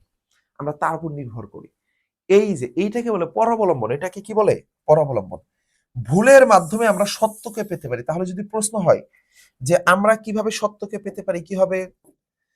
ভুলের মাধ্যমে আমরা সত্যকে পেতে পারি। লেখক বলছে যে আমি ভুল করতে রাজি, কিন্তু আমি ভণ্ডামি করতে রাজি না। লেখক কি করতে রাজি ভাইয়া? লেখক ভুল করতে রাজি আছেন, কিন্তু ভণ্ডামি করতে রাজি নেই। লেখক বলছে আমি ভুল করতেও রাজি আছি, কিন্তু আমি ভণ্ডামি করতে রাজি নাই। কথা বুঝতেছো বোকারা? আসো, তাহলে এই পেজটা যদি বুঝে থাকো, কাজী নজরুল ইসলাম সম্পর্কে জানবা। তার জন্ম মৃত্যু 1899 সালে জন্ম এবং 1976 সালে সে কবে কবে মৃত্যুবরণ করে? আগস্ট মাসে মৃত্যুবরণ করে, তাই না? 29 আগস্ট। আসো, কাজী নজরুল ইসলাম কোনটিকে নমস্কার জানিয়েছে? কাজী নজরুল ইসলাম সত্যকে নমস্কার জানিয়েছে। কিসেকে নমস্কার জানিয়েছে ভাইয়া? কাজী নজরুল ইসলাম নমস্কার জানিয়েছে সত্যকে। কি কে? সত্যকে। ভুলের মধ্য দিয়ে কিভাবে সত্যকে পাওয়া যায়? ভুল থেকে শিক্ষা নিয়ে। ভুলের মধ্য দিয়ে, ভুল থেকে শিক্ষা নিয়ে কি পাওয়া যায়? সত্যকে পাওয়া যায়। আমার পথ প্রবন্ধে পর অবলম্বন আমাদেরকে কি করে তুলেছে? পর অবলম্বন আমাদেরকে নিষ্ক্রিয় এবং দাস করে তুলেছে। আমাদেরকে পর অবলম্বনের মাধ্যমে আমরা নিষ্ক্রিয় হয়ে গেছি, আমরা দাসে পরিণত হয়েছি। প্রেস্ট কেয়ার ভাব না, একটা ডোন্ট কেয়ার ভাব আনে। হ্যাঁ, মানে নিজের ভিতরে একটা ডোন্ট কেয়ার ভাব আনে। এটা কি? এটা হচ্ছে ভয়হীনতা, মানে কোনো ভয়ই থাকে না। এটাতে কি বুঝাইছে? কোনো ভয়ই থাকে না, মনে একটা ডোন্ট কেয়ার ভাব আনে। সবচেয়ে বড় দাসত্বের পথ কোনটি? পর অবলম্বন করা। সবচেয়ে বড় দাসত্বের পথ কোনটি? পর অবলম্বন করা। কাজী নজরুল ইসলামের মতে কোনটিকে অহংকার বা স্পর্ধা বললে ভুল হবে? সেটা হলো স্পষ্ট কথা বলা। বলে না যে স্পষ্ট কথা বলা কে যদি তুমি অহংকার মনে করো বা স্পর্ধা মনে করো, এটা একটা ভুল হবে। উৎকৃষ্ট মানব সমাজ গড়ে তোলা সম্ভব কিসের মাধ্যমে ভাইয়া? সম্প্রীতির মাধ্যমে। সম্প্রীতির মাধ্যমে উৎকৃষ্ট মানব সমাজ গড়ে তোলা সম্ভব। আমার পথ প্রবন্ধে যেই মহাপুরুষের উল্লেখ আছে সেটা কে? সে হলো মহাত্মা গান্ধী। মহাত্মা গান্ধীর আসল নাম কি ভাইয়া? মোহন দাস করমচাঁদ গান্ধী। মোহন দাস করমচাঁদ গান্ধী, তাকে কি বলা হয়? তোমার মহাত্মা গান্ধী বলা হয়। তাহলে মহাত্মা গান্ধীর আসল নাম তোমরা পারো? মোহনদাস করমচাঁদ গান্ধী। আসো আমরা তার পরেরটাতে যাই। মাসি পিসি গল্পটা থেকে দেখি, আসো। মাসি পিসি গল্পটা, মাসি পিসি গল্পটা রচনা করেছেন কে? মানিক বন্দ্যোপাধ্যায়। মানিক বন্দ্যোপাধ্যায় সম্পর্কে বিখ্যাত একটা ইনফরমেশন তোমরা একটুখানি পড়বা। সেটা হচ্ছে মাত্র মাত্র কত বছর বয়সে? 20 বছর না 24 বছর বয়সে? কত বছর বয়সে? এটা তোমরা সবাই লিখবে, এটা আমি লাস্ট ক্লাসে পড়ায় দিছি। মনে বন্ধুদের সাথে বাজি ধরে, বন্ধুদের সাথে বাজি ধরে অতসী মামি নামক গল্পটি রচনা করেছেন। কি গল্প ভাইয়া? অতসী মামি নামক গল্পটি সে রচনা করেছেন বন্ধুদের সাথে বাজি ধরে। এরপরে আসো মানিক বন্দ্যোপাধ্যায়। তাহলে মানিক বন্দ্যোপাধ্যায় সম্পর্কে আমরা পড়বো। 1908 সালে জন্মগ্রহণ করেন, 1956 সালে মৃত্যুবরণ করেন। বেঁচেছেন খুবই অল্প সময়, 8 থেকে 56। এরপরে যদি দেখো ভাইয়া, মাত্র 48 বছর, তাই না? হুম, মাত্র 48 বছর বেঁচে ছিলেন অনলি। উনার লেখা এই মাসি পিসিটা ছিল মূলত হচ্ছে পুরুষ শাসিত সমাজের বিরুদ্ধে একটি সংগ্রামী নারীদের কাহিনী। এই গল্পটাতে আহ্লাদের স্বামী যে যোগু, সে নেশা ছেড়েছে। আচ্ছা, আমি খুব শর্টকাটে বলে দেই পুরো গল্পটা। মাসি পিসি গল্পটা মূলত একটি মেয়ে যার নাম হলো আহ্লাদি। তার বাবা মা রোগে মারা যায়, তার এখন আর পৃথিবীতে কেউ বেঁচে নাই। থাকার ভিতরে আছে একজন মাসি, একজন পিসি। মায়ের বোনকে বলা হয় মাসি, পিতার বোনকে বলা হয় পিসি। এই মাসি পিসি তাদের বাসায় থাকে। আল্লাদির একজন জামাই আছে যার নাম হলো যোগু। সে হচ্ছে মদ খায়, জুয়া খেলে, আর টাকার জন্য সে বউরে পিটে। তো বউ বাবার বাড়ি চলে আসলো, দেখতে খুবই সুন্দর। তো এলাকাবাসী কুনজর দেয়। এখন এই মেয়েকে, এই আল্লাদিকে যদি সেফ রাখতে চায়, আল্লাদিকে যদি সুস্থ রাখতে চায়, ভালো রাখতে চায়, তাহলে মাসি পিসিকে অনেক সংগ্রাম করতে হয় আল্লাদির নিরাপত্তার জন্য, আল্লাদিকে ভালো থাকা খাওয়ার জন্য। তো এদের না জীবনে অনেক পরিশ্রম করতে হয়। এরা এলাকা থেকে শাকসবজি কিনে নিয়ে শহরে গিয়ে বিক্রি করে, বাজারে সালতিতে করে যায়। তো এই যে তাদের সংগ্রামী জীবন, তাদের কষ্ট পরিশ্রম, এবং আল্লাদির দিকে এলাকাবাসী অনেক কুনজরে তাকায়। এই কুনজরের হাত থেকে আল্লাদিকে বাঁচানো, এটাই হলো তাদের একটা সংগ্রাম। এবার আসো, এই গল্পের ভিতরে একজন বুড়ো আছে, নাম হলো বুড়ো রহমান। তো এই বুড়ো রহমানের একটা মেয়ে ছিল, যে মেয়েটা ছোট ছিল আল্লাদির মতো, যারা ছোটবেলায় বিয়ে দিছে। শ্বশুর বাড়ির নির্যাতনে মেয়েটা অসুস্থ হয়ে চিকিৎসার অভাবে শ্বশুর বাড়িতে মারা যায়। তো আল্লাদিকে দেখলে তার নিজের মেয়ের কথা মনে হয়, তার কষ্ট লাগে। আমার এই গল্পটার উপর একটা বড় ক্লাস আছে, কেউ যদি এটা ডিটেলস জানতে চাও ওই বড় ক্লাসটা দেখে নিও। আমি আজকে শর্টকাট সামারি করে দিচ্ছি এই গল্প থেকে, যেখানে যেখানে প্রশ্ন আসতে পারে। তাহলে আল্লাদির স্বামীকে যোগু, যোগু কি করে ভাইয়া? যোগু হচ্ছে নেশা করে, নেশা করে আল্লাদিকে মারে। একদিন হঠাৎ করে কৈলেশ, কৈলেশ বলে যে কৈলেশ আর বুড়ো রহমান হচ্ছে খড় তুলে দিচ্ছিল, হ্যাঁ, শ্রমিকদের। দেখে মাসি পিসি নৌকা নিয়ে যাচ্ছে, বলে ও মাসি, ও পিসি, দাঁড়াও গো, খবর আছে। বলে কি খবর? বলে যোগুর সাথে যে কাল দেখা হয়েছিল, সে তো কেস করবে থানায়। বলে কেন? বলে তোমরা যে তার বউরে আটকে রাখছো। বলে যোগু যে আর আগের যোগু নাই গো, যোগু তো এখন চেঞ্জ হয়ে গেছে। কিসের চেঞ্জ? কয় সে তো এখন, কালকে তার সাথে চা স্টলে দেখা হয়েছিল। বলে চা স্টলে না কোথায় দেখা হয়েছিল তা বুঝছি, ও তো চা স্টলে চা খাওয়ার মানুষ না, ও যে কি খায় তা জানি। যাই হোক, সেখান থেকে কথাবার্তা বলে। তো এখানে অনেক কথোপকথন হয়, তোমরা দেখবে। এখানে আমি শর্টকাট নিয়ে আসছি। যোগ হচ্ছে আল্লাদিকে নিতে আসলে মাসি পিসি যোগকে খাইয়েছিল ছাগল বেচে। তো বলতেছিল যে আরে আসুক না, ও বজ্জাত হোক, যাই হোক, জামাই তো আসুক, আদর আপ্যায়ন করব, খাতির যত্ন করব, সমস্যা নাই। এর আগের বার আসছিল, ছাগল বেচে খাওয়াইছি। বুড়ো রহমানের মেয়ে শ্বশুর বাড়িতে গেছে, শ্বশুর বাড়িতে মারা গেছে। অনেকদিন রোগা ছিল, অনেকদিন রোগা ছিল। ওই একদিন রাত্রে কে আসছে জানো? কানাই চৌকিদার। কানাই চৌকিদার এসে বলতেছে রাত করে যে ও মাসি, ও পিসি, তোমাদেরকে যে কাছারি বাড়িতে ডাকছে বড় বাবু। বলে এত রাত করে বড় বাবু ডাকে কেন? সে দিনের বেলা না ডাকবে, আমরা শুধু মহিলা মানুষ, না যেতেই হবে। তখন বলতেছে আচ্ছা, একটু ভিতর থেকে ড্রেস চেঞ্জ করে আসি। মাসি পিসি এই কথা বলে গিয়ে দাঁড় কাটারি নিয়ে এসে বলে আয়না বজ্জাত হারামজাদা, তোর দিচ্ছি আজকে। তাহলে এটা হচ্ছে পিসির উক্তি ছিল, আয়না বজ্জাত হারামজাদা। এত রাতে মেয়ে লোককে কাছারি বাবিতে ডাকতে কর্তার লজ্জা করে না কানাই? এটা হচ্ছে পিসির উক্তি। সেই তাৎপর্যময় রাত, শুল্ক পক্ষের দ্বাদশী, কানাই চৌকিদারের হাকডাক। বেকম্মা শব্দের অর্থ হচ্ছে অসমর্থ। এটা কিন্তু পরীক্ষায় আসতে পারে। বেকম্মা শব্দের বেমক্কা, বেমক্কা শব্দের অর্থ অসমর্থ। যোগু মামলা করবে কেন? বউকে নেওয়ার জন্য। আসো, এরপরে আসি। মাসি পিসি গল্পে আল্লাদির মুখে কে দেখতে পায় নিজের মুখ? নিজের মেয়ের মুখ। মানে কে আল্লাদিকে দেখলে নিজের মেয়ের চেহারা মনে হয়ে যায়? কি হবে ভাইয়া? বুড়ো রহমান। বুড়ো রহমান যখন আল্লাদির চেহারার দিকে তাকায়, তখন সে তার নিজের মেয়ের চেহারা দেখতে পায়। তাহলে বুড়ো রহমান আল্লাদির দিকে তাকালে নিজের মেয়ের চেহারা দেখতে পায়। এরপরে আসো, মাসি পিসি গল্পে চৌকিদারকে, এটা হচ্ছে গোকুল, গোকুল, গোকুল, গোকুলের কানাই চৌকিদার। চৌকিদারের নাম কি? চৌকিদাররা হচ্ছে কি গোকুলের চৌকিদার, কিন্তু চৌকিদারের নাম হচ্ছে কি কানাই চৌকিদার। চৌকিদারের নাম কি? কানাই চৌকিদার। চৌকিদারের নাম হলো কানাই চৌকিদার, কিন্তু কাদের চৌকিদার? এই চৌকিদারের মালিক হচ্ছে গোকুল।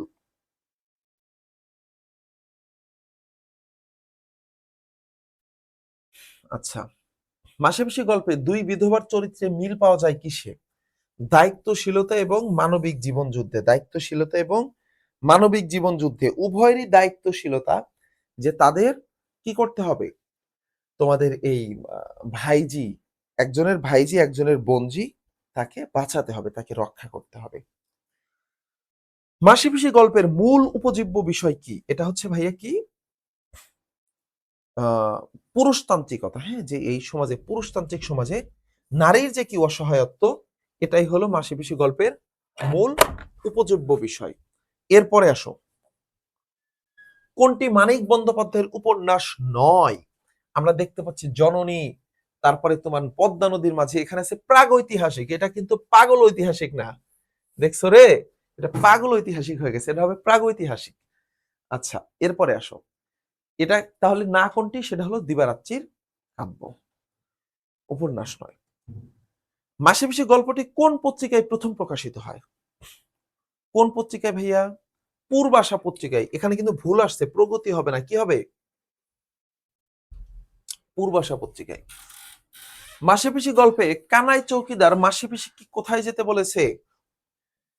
কাছারি বাড়িতে যেতে বলেছে। আইনা বজ্জাত হারামজাদা উক্তিটি করেছেন পিসি। উক্তিটি কে করেছে রে? উক্তিটি করেছেন পিসি, যে আইনা বজ্জাত হারামজাদা। এরপরে আসো, আমরা রেইনকোট গল্পে যাব। রেইনকোট গল্প থেকে তোমরা দেখবা যে নুরুল হুদা কিসের অধ্যাপক ছিল ভাইয়া? কোনো অধ্যাপকই ছিলেন না, তিনি ছিলেন কেমিস্ট্রি লেকচারার বা প্রভাষক। কেমিস্ট্রি লেকচারার বা প্রভাষক ছিলেন নুরুল হুদা। কি ছিলেন ভাইয়া? কেমিস্ট্রি লেকচারার বা প্রভাষক ছিলেন। মিন্টু কে ছিলেন? মিন্টু হচ্ছে নুরুল হুদার শ্যালক, যিনি ছিলেন মুক্তিযোদ্ধা এবং রেইনকোটের মালিক। তাহলে নুরুল হুদার শ্যালকের নাম কি? মিন্টু। রেইনকোটটির প্রকৃত মালিকের নাম কি ছিল ভাইয়া? মিন্টু ছিল রেইনকোটটির প্রকৃত মালিক। রেইনকোটটির প্রকৃত মালিক কে? মিন্টু। আসমাকে, নুরুল হুদার স্ত্রী, আসমাকে নুরুল হুদার স্ত্রী। নুরুল হুদার স্ত্রীর নাম কি ভাইয়া? আসমা। প্রিন্সিপাল আফাজ আহমেদ কে? পাকিস্তানপন্থী ছিলেন, যিনি শহীদ মিনার ভাঙার পরামর্শ দেন। পাকিস্তানপন্থী ছিলেন, শহীদ মিনার ভাঙার পরামর্শ দেন। বৃষ্টি হচ্ছে কতদিন ধরে? বৃষ্টি হচ্ছে আজ দিলে আল্লাহ দিলে টানা 3 দিন। বৃষ্টি হচ্ছে কতদিন? 3 দিন ধরে। রেডিও টেলিভিশনে হরদম কি চলছে? Situation is normal. রেডিও টেলিভিশনে হরদম কি চলছে? Situation is normal. ওয়েল্ডিং, আচ্ছা, ওয়েল্ডিং ওয়ার্কশপের মালিকের শ্বশুর কে ছিলেন? ওয়েল্ডিং ওয়ার্কশপের মালিকের শ্বশুর ছিলেন একজন সর্দার গোছের রাজাকার। সর্দার গোছের রাজাকার ছিলেন। সর্দার গোছের রাজাকার মানে বোঝো, মানে লিডার লেভেলের রাজাকার ছিল, একটু বড় লেভেলের রাজাকার ছিল। ওয়েল্ডিং ওয়ার্কশপের মালিকের শ্বশুর। আচ্ছা, নুরুল হুদা মিসক্রিয়ানদের ঠিকানা জানে, এইটা হচ্ছে মানে কি? মিসক্রিয়ান বলা হতো কাদের বলতো? মুক্তিযোদ্ধাদের কি বলা হতো? মিসক্রিয়ান বলা হতো কাদের? রেইনকোট গল্পে মিসক্রিয়ান বলতে কাদেরকে বোঝানো হয়েছে ভাইয়া? মিসক্রিয়ান শব্দের অর্থ হচ্ছে দুষ্কৃতিকারী। মিসক্রিয়ান শব্দের অর্থ কি? দুষ্কৃতিকারী। আচ্ছা, এখানে হচ্ছে মুক্তিযোদ্ধাদের মিসক্রিয়ান বলা হতো। চাবুকের আঘাতে নুরুল হুদার কাছে মনে হয় কি? চাবুকের আঘাত নুরুল হুদার কাছে মনে হয়, চাবুকের আঘাত নুরুল হুদার কাছে কি মনে হয়? মনে হচ্ছিল যেন বৃষ্টি পড়তেছে, তাই না? বৃষ্টি পড়ার মতো। রেইনকোট বহন করেছে কি? রেইনকোট বহন করেছে মুক্তিযুদ্ধের চেতনা। রেইনকোটটি কি বহন করেছে? রেইনকোটটি বহন করেছে মুক্তিযুদ্ধের চেতনা। নুরুল হুদার সাথে আব্দুস সাত্তার মৃধাকে মিলিটারির জিপে তোলা হয়। আচ্ছা, ক্র্যাকডাউনের রাত বলতে কোনটিকে বোঝানো হয়েছে?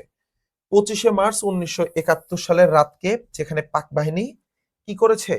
গণহত্যা চালিয়েছে। আসো, রেইনকোট গল্পটি কার জবানিতে বর্ণিত হয়েছে ভাইয়া? অধিকাংশ ঘটনাই নুরুল হুদার জবানিতে বর্ণিত হয়েছে, মানে লেখক আখতারুজ্জামান ইলিয়াস, বাট এটা কার জবানিতে ভাইয়া? রেইনকোট গল্পটির অধিকাংশ ঘটনা কার জবানিতে বর্ণিত হয়েছে? আখতারুজ্জামান ইলিয়াসের জবানিতে বর্ণিত হয়েছে। নুরুল হুদাকে পাকিস্তান হানাদার বাহিনীর তলব করার কারণ কি? পাকিস্তান হানাদার বাহিনী ভেবেছে সে হচ্ছে মুক্তিযোদ্ধাদের সহযোগী, মুক্তিযোদ্ধাদের সহযোগী। এরপরে আসো, পাকিস্তান বাঁচাতে হলে স্কুল কলেজ থেকে শহীদ মিনার হটাতে হবে, এইটা কার কার পরামর্শ ছিল? যে যদি পাকিস্তানকে বাঁচাতে চাও, পাকিস্তানকে বাঁচাতে চাও, তাহলে স্কুল কলেজ থেকে শহীদ মিনারকে হটাও, এই পরামর্শটি কার ছিল? এই পরামর্শটি ছিল প্রফেসর আফাজ আহমেদের। প্রফেসর আফাজ আহমেদের, যিনি প্রিন্সিপাল ছিলেন। এরপরে আসো ভাইয়া, মিসক্রিয়ানরা সব খতম। এইখানে মিসক্রিয়ান বলতে কাদেরকে বোঝানো হয়েছে? মুক্তি ফৌজকে বোঝানো হয়েছে। রেইনকোট গল্পে রেইনকোটটির মালিককে? রেইনকোটটির মালিক হচ্ছে মিন্টু।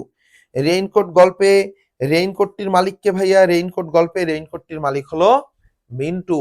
রেইনকোট গল্পে নুরুল হুদা কোন বিষয়ের শিক্ষক? নুরুল হুদা হলো কেমিস্ট্রির শিক্ষক। নুরুল হুদা কিসের শিক্ষক ছিল? কেমিস্ট্রির লেকচারার ছিলেন, লেকচারার।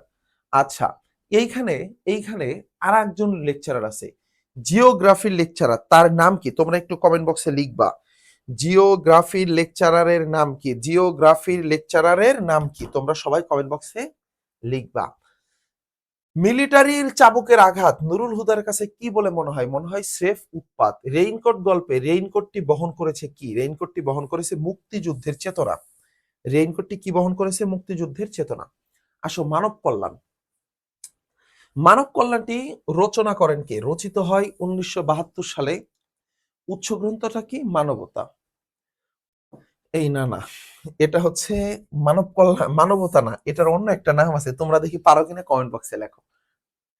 এটা হচ্ছে কি একটি প্রবন্ধ লিখেছেন আবুল ফজল, যিনি ছিলেন চট্টগ্রাম ইউনিভার্সিটির ভিসি ছিলেন। হ্যাঁ, এইটার মূল বাণীটা কি জানো? এখানে কিছু কথা বলছে। এখানে ভিক্ষা করাটাকে অনুৎসাহিত করা হয়েছে। মানব কল্যাণ প্রবন্ধে কোনটাকে অনুৎসাহিত করা হয়েছে ভাইয়া? ভিক্ষা করাটাকে অনুৎসাহিত করা হয়েছে। এখানে বলছে যে মানুষকে ভিক্ষা দেওয়া, দান খয়রাত করা কোনো মানব কল্যাণ না। এখানে মানব অবমাননা হয়, মানুষ এখানে ছোট হয়, মানুষকে এখানে ছোট করা হয়, নিচু করা হয়। তাহলে মানব কল্যাণ কোনটা? মানব কল্যাণ হচ্ছে যেখানে মানব মর্যাদা থাকে। এখানে একটা ঘটনা বলা আছে যে ইসলামের নবী হযরত মুহাম্মদ সাল্লাল্লাহু আলাইহি ওয়াসাল্লামের কাছে একবার এক ব্যক্তি গেল, গিয়ে তার কাছে হাত পাতলো। হাত পাতলে হযরত তাকে কি করলো? হযরত তাকে বলল যে তুমি তোমাকে ভিক্ষা দেব না, তোমাকে টাকা দিলাম, তুমি এটা দিয়ে একটা কুঠার কেনো, কুঠার কিনে তুমি এটা দিয়ে কি করে খাও? কাঠ কেটে সেটা বিক্রি করে সেটা দিয়ে তুমি চলো। এই যে তাকে হচ্ছে স্বাবলম্বী বানিয়ে দিল। এই যে স্বাবলম্বী বানিয়ে দেওয়া, এটাই হচ্ছে মানব কল্যাণ। মানে মানুষের মর্যাদা থাকতে হবে। যে এখানে নিচের হাত বলতে কোনটাকে বুঝেছে? এখানে কয়েকটা তথ্য পড়াবে, এগুলো থেকে পরীক্ষায় প্রশ্ন হবে। হ্যাঁ, নিচের হাত বলতে লেখক কি বুঝিয়েছে? নিচের হাত বলতে বুঝিয়েছে গ্রহিতা। নিচের হাত বলতে কি বুঝিয়েছে ভাইয়া? নিচের হাত বলতে বুঝিয়েছে গ্রহিতা, অর্থাৎ যিনি দান গ্রহণ করেন। যিনি গ্রহণ করেন তাকে কি বলা হয়? গ্রহিতা। আর যিনি দান করেন তাকে কি বলা হয়? যিনি দান করেন তিনি কিন্তু গ্রহিতা না, তিনি দাতা। দাতা হচ্ছে উপরের হাত। তাহলে দাতা কোন হাত ভাইয়া? দাতা হলো উপরের হাত। উপরের হাতকে কি বলা হয়? দাতা বলা হয়। নিচের হাতকে কি বলা হয়? নিচের হাতকে বলা হয় গ্রহিতা। উপরের হাত উত্তম, নিচের হাত উত্তম না। মানে যিনি দাতা, দাতা হচ্ছে উত্তম, আর গ্রহিতা উত্তম না। এইটাতে লেখক বলছে যে তুমি অধম, তাই বলিয়া আমি উত্তম হইব না কেন? আচ্ছা, রাষ্ট্রের বৃহত্তর দায়িত্বটা কি ভাইয়া? এইটা প্রশ্ন হতে পারে। এইটা সবাই একটু দেখো, সবাই একটু দেখো, এটা আমি রেড কালি দিয়ে দিলাম। হ্যাঁ, এটা প্রশ্ন হতে পারে, রাষ্ট্রের বৃহত্তর দায়িত্ব কি? জাতিকে আত্মমর্যাদা সম্পূর্ণ করে গড়ে তোলা। মানব কল্যাণ কথাটি আমরা মামুলি অর্থে ব্যবহার করে থাকি। যদি প্রশ্ন হয় যে ইদানিং কোন কথাটাকে আমরা মামুলি অর্থে ব্যবহার করে থাকি, সেটা কি হবে? মানব কল্যাণ কথাটিকে আমরা মামুলি অর্থে ব্যবহার করে থাকি। রাষ্ট্র কি? জাতির যৌথ জীবন আর যৌথ চেতনার প্রতীক কি? রাষ্ট্র। যৌথ জীবন আর যৌথ চেতনার প্রতীক কি? রাষ্ট্র। রাষ্ট্র কি? জাতির যৌথ জীবন আর যৌথ চেতনার প্রতীককে কি বলা হয়? রাষ্ট্র বলা হয়।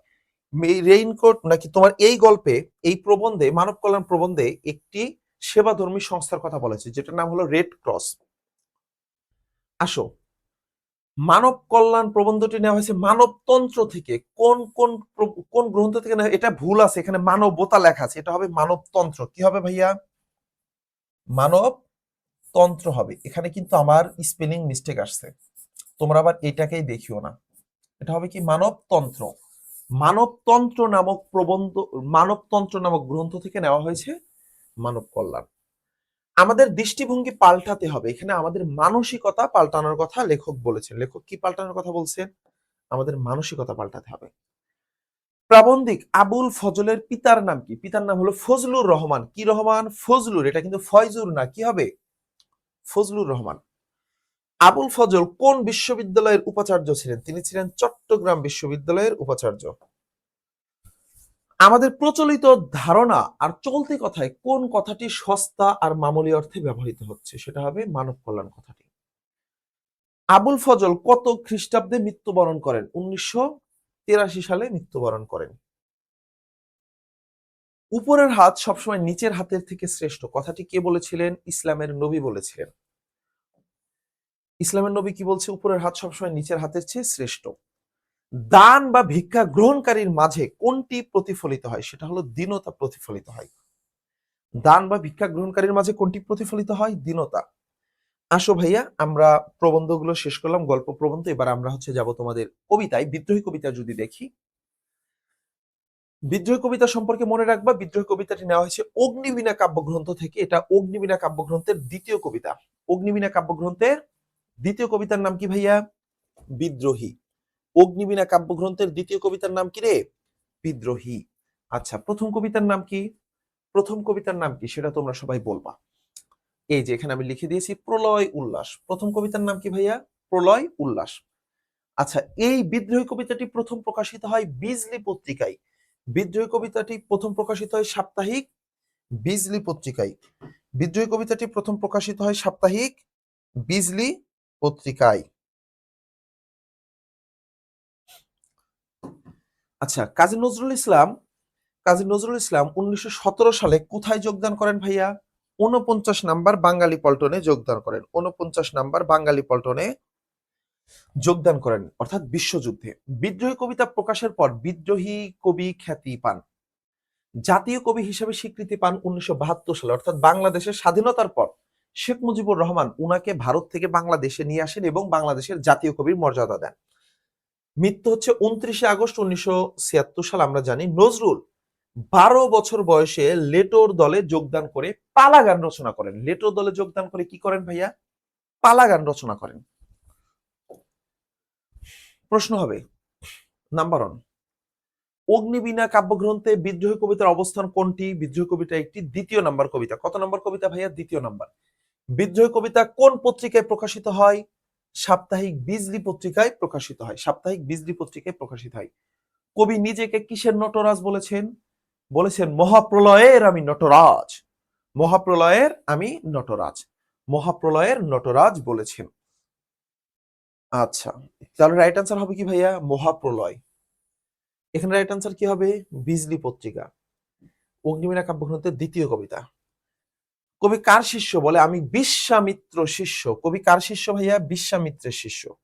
চির উন্নত মম শির কথাটি কিসের পরিচয়? কথাটি হলো তোমার এই যে অন্যায়ের সামনে মাথা না নত করার, যে আমি অন্যায়ের সামনে মাথা নত করি না। নজরুল কত নাম্বার বাঙালি পল্টনে যোগদান করেন? 49 নাম্বার বাঙালি পল্টনে যোগদান করেন।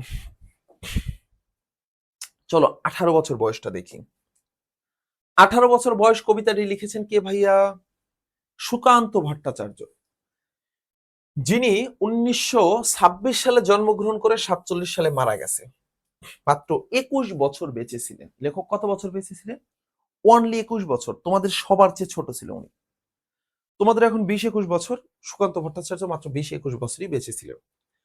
জন্মগ্রহণ করেন কোটালীপাড়ার গোপালগঞ্জে। গোপালগঞ্জের কোটালীপাড়ায়। উনার উপাধি হলো কিশোর কবি। কি কবি ভাইয়া? কিশোর কবি। উনি বামপন্থী কবি ছিলেন। উনার বিখ্যাত এই কবিতাটি নেওয়া হয়েছে হলো ছাড়পত্র নামক কাব্যগ্রন্থ থেকে। তাহলে 18 বছর বয়স কবিতাটি নেওয়া হয়েছে কোথা থেকে? ছাড়পত্র থেকে নেওয়া হয়েছে। 18 বছর বয়স কবিতাটি নেওয়া হয়েছে কোথা থেকে? ছাড়পত্র নামক কাব্যগ্রন্থ থেকে। ছন্দ কি? এটা হলো 6 মাত্রার মাত্রাবৃত্ত ছন্দ। 6 মাত্রার মাত্রাবৃত্ত ছন্দ। স্তবক সংখ্যা কতটি ভাইয়া? 8টি। চরণ সংখ্যা 32টি। 18 বছর, এই 18 শব্দটি ব্যবহৃত হয়েছে কয়বার? 9 বার। কবিতার মূল সুর কি? মূল সুর হচ্ছে অদম্য তারুণ্য শক্তি। কবিতার মর্মবাণী হলো বয়স সন্ধিকালের যে বৈশিষ্ট্য, মানুষ কেমন হয় বলে না? 18 বছর বয়স মানে না বাধা। এ বয়স কেমন? এ বয়স মাথা নোয়াবার নয়। এ বয়স জানে রক্তদানের পুণ্য, তাই না? এ বয়স কাঁপে বেদনায় থরথর। উনি মনে রাখবা যে তোমার সুকান্ত ভট্টাচার্যের একটা মাত্র প্রবন্ধ, একটা মাত্র গ্রন্থ, হ্যাঁ, কাব্যগ্রন্থ উনি জীবিত অবস্থায় প্রকাশিত হয়েছে। এই যে ছাড়পত্র, এটা কিন্তু উনি মারা যাওয়ার পরে প্রকাশিত হয়েছে। তাহলে উনি জীবিত অবস্থায় একটাই প্রকাশিত হয়েছে, সেটা হলো আকাল, যেটা ওনার সম্পাদিত ছিল, রচিত না। আসো, 18 বছর বয়স কবিতার মূল শক্তি কি? মূল সুর কি? মূল সুর হচ্ছে তোমার অদম্য তারুণ্য শক্তি। তাহলে অদম্য তারুণ্য শক্তি কি 18 বছর বয়স কবিতার মূল সুর। 18 বছর বয়স। বাষ্পের বেগে কি চলে? বাষ্পের বেগে স্টিমারের মতো চলে। বাষ্পের বেগে স্টিমারের মতো চলে। 18 বছর বয়স কোন ছন্দে রচিত? 18 বছর বয়স মাত্রাবৃত্ত ছন্দে রচিত। 18 বছর বয়সে বিপদের মুখে কেমন ভূমিকা পালন করে? এ বয়স বিপদের মুখে অগ্রণী, এ বয়স বিপদের মুখে অগ্রণী। 18 বছর বয়সীদের তাজা তাজা প্রাণে কেমন যন্ত্রণা হয়? তাজা তাজা প্রাণে অসহ্য যন্ত্রণা। তাজা তাজা প্রাণে অসহ্য যন্ত্রণা। সুকান্ত ভট্টাচার্যের জন্ম জেলা কোনটি? সেটা হলো গোপালগঞ্জ। গোপালগঞ্জের কোটালীপাড়ায় তিনি জন্মগ্রহণ করেন। আসো ভাই আমরা প্রতিদান দেখি। প্রতিদানের আমরা যদি উপাধিটা দেখি, উপাধিটা হচ্ছে পল্লী কবি। তার যিনি লিখেছেন জসীমউদ্দিন। আমরা দেখব তার গ্রামটা ইম্পর্টেন্ট, তাম্বুলখানা গ্রাম। ফরিদপুরের তাম্বুলখানা গ্রামে জন্মগ্রহণ করেন। এই কবিতাটি, তোমার প্রতিদান কবিতাটি, আমারে ঘর ভাঙিয়াছে যে বা আমি বাঁধি তার ঘর, আপন করিতে কাঁদিয়া বেড়াই, যে মোরে করেছে পর। যে মোরে করিল পথের বিভাগী, পথে পথে আমি ফিরি তারি লাগি। তারপরে এই যে কবিতাটা উনি লিখছেন, এই কবিতাটা হচ্ছে নেওয়া হয়েছে বালুচর কাব্যগ্রন্থ থেকে। কোন কাব্যগ্রন্থ থেকে ভাইয়া? বালুচর কাব্যগ্রন্থ থেকে। আচ্ছা, কারা কারা এই ক্লাসটা এখন পর্যন্ত দেখতেছো একটু নিচে লেখো তো ভাইয়া, কারণ এই ক্লাস অনেকে দেখবে না। অধিকাংশ স্টুডেন্টই অলস। ভাই সারা রাত স্লাইড বানিয়ে এই সকালবেলা ব্রেকফাস্ট না করে খালি পেটে তোমাদের জন্য ক্লাস নিচ্ছি, গিফট ক্লাস। আর তোমরা যদি অর্ধেক ক্লাস করে আরে হইছে থাক ফাও হুদাই কি পড়াই বুঝি না চলে যাও, তাহলে কিন্তু কষ্ট লাগবে। ঠিক আছে, দেখো কবিতায় স্তবক সংখ্যা কতটি? কবিতায় স্তবক সংখ্যা 3টি। উৎস গ্রন্থ কি ভাইয়া? বালুচর কাব্যগ্রন্থ। পুরস্কার, এই কবিতাটার না উনি ওনার জীবনে 21শে পদক পেয়েছেন, বিশ্বভারতী বিশ্ববিদ্যালয় থেকে ডিলিট ডিগ্রিও পেয়েছেন। ছাত্র অবস্থায় এই কবর কবিতাটি স্কুলে পাঠ্যগ্রন্থে অন্তর্ভুক্ত হয়। স্কুলের পাঠ্যগ্রন্থে অন্তর্ভুক্ত হয় কোনটা? তোমার কবর কবিতাটি। তাহলে যদি প্রশ্ন করা হয় যে জসীমউদ্দিনের কোন কবিতাটি ছাত্র অবস্থায় স্কুলের পাঠ্য বইয়ে অন্তর্ভুক্ত হয়েছিল, সেটা হবে কবর কবিতা। এই কবিতার মূল বিষয় কি ভাইয়া? প্রতিদান কবিতার মূল বিষয় হলো পরার্থপরতা বা ক্ষমাশীলতা। পরার্থপরতা বা ক্ষমাশীলতা। ওনার বিখ্যাত উপন্যাসের নাম হলো সজন বদিয়ার ঘাট এবং নকশিকাথার মাঠ। সজন বদিয়ার ঘাট, নকশিকাথার মাঠ। প্রতিদান শব্দের অর্থ হচ্ছে প্রত্যুপকার, মানে উপকারের উপকার করা। কবি কাকে বুক ভরা গান দেন? যে মরে দিয়েছে বিষ ভরা বান, আমি তারে দেই বুক ভরা গান। হ্যাঁ, কাটা পেয়ে তারে ফুল করি দান সারাটি জনম ভর। এরপরে আসো, মালঞ্চ মানে কি? মালঞ্চ মানে হচ্ছে ফুলের বাগান। মালঞ্চ মানে কি ভাইয়া? ফুলের বাগান। বিরাগী শব্দের অর্থ কি? বিরাগী শব্দের অর্থ হচ্ছে উদাসীন। বিরাগী শব্দের অর্থ কি? উদাসীন। প্রতিদান কবিতা কার লেখা? জসীমউদ্দিনের লেখা। কার লেখা? জসীমউদ্দিনের লেখা। জসীমউদ্দিন কোন জেলায় জন্মগ্রহণ করেছেন? জসীমউদ্দিন জন্মগ্রহণ করেছেন ফরিদপুর জেলার তাম্বুলখানা গ্রামে। কবিতার কোন চরণে পথের কথা আছে? পথে পথে আমি ফিরি তারই লাগি, এই চরণ। এটা তো পারবাই তোমরা। ফেব্রুয়ারি 1969 শুরু করি চলো। ফেব্রুয়ারি 1969।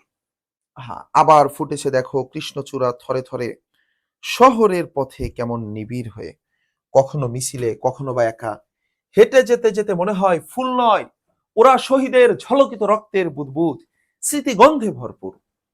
তাহলে এই যে কবিতাটি ফেব্রুয়ারি 1969, যেখানে 1969 সালের যে গণ অভ্যুত্থান হয়েছে, সেই গণ অভ্যুত্থানের কাহিনী কিসের অবলম্বনে? এটার অবলম্বনে 1952 সালের যে ভাষা আন্দোলন হয়েছিল সেটার সুরে বর্ণনা করা হয়েছে। তাহলে বলো যে ফেব্রুয়ারি 1969 কবিতাটি লিখেছেন কে ভাইয়া? শামসুর রাহমান। শামসুর নট রহমান, তার নাম কি? তার নাম হচ্ছে রাহমান, শামসুর রাহমান। কেউ আবার রহমান লিখতে যেও না, শামসুর রহমান। তাহলে শামসুর রহমান কেমন কবি ছিলেন ভাইয়া? নাগরিক কবি। শামসুর রহমানকে কেমন কবি বলা হয়? নাগরিক কবি বলা হয়। আচ্ছা, তাহলে শামসুর রহমান জন্মগ্রহণ করেন 1929 সালে, মৃত্যুবরণ করেন 2006 সালে।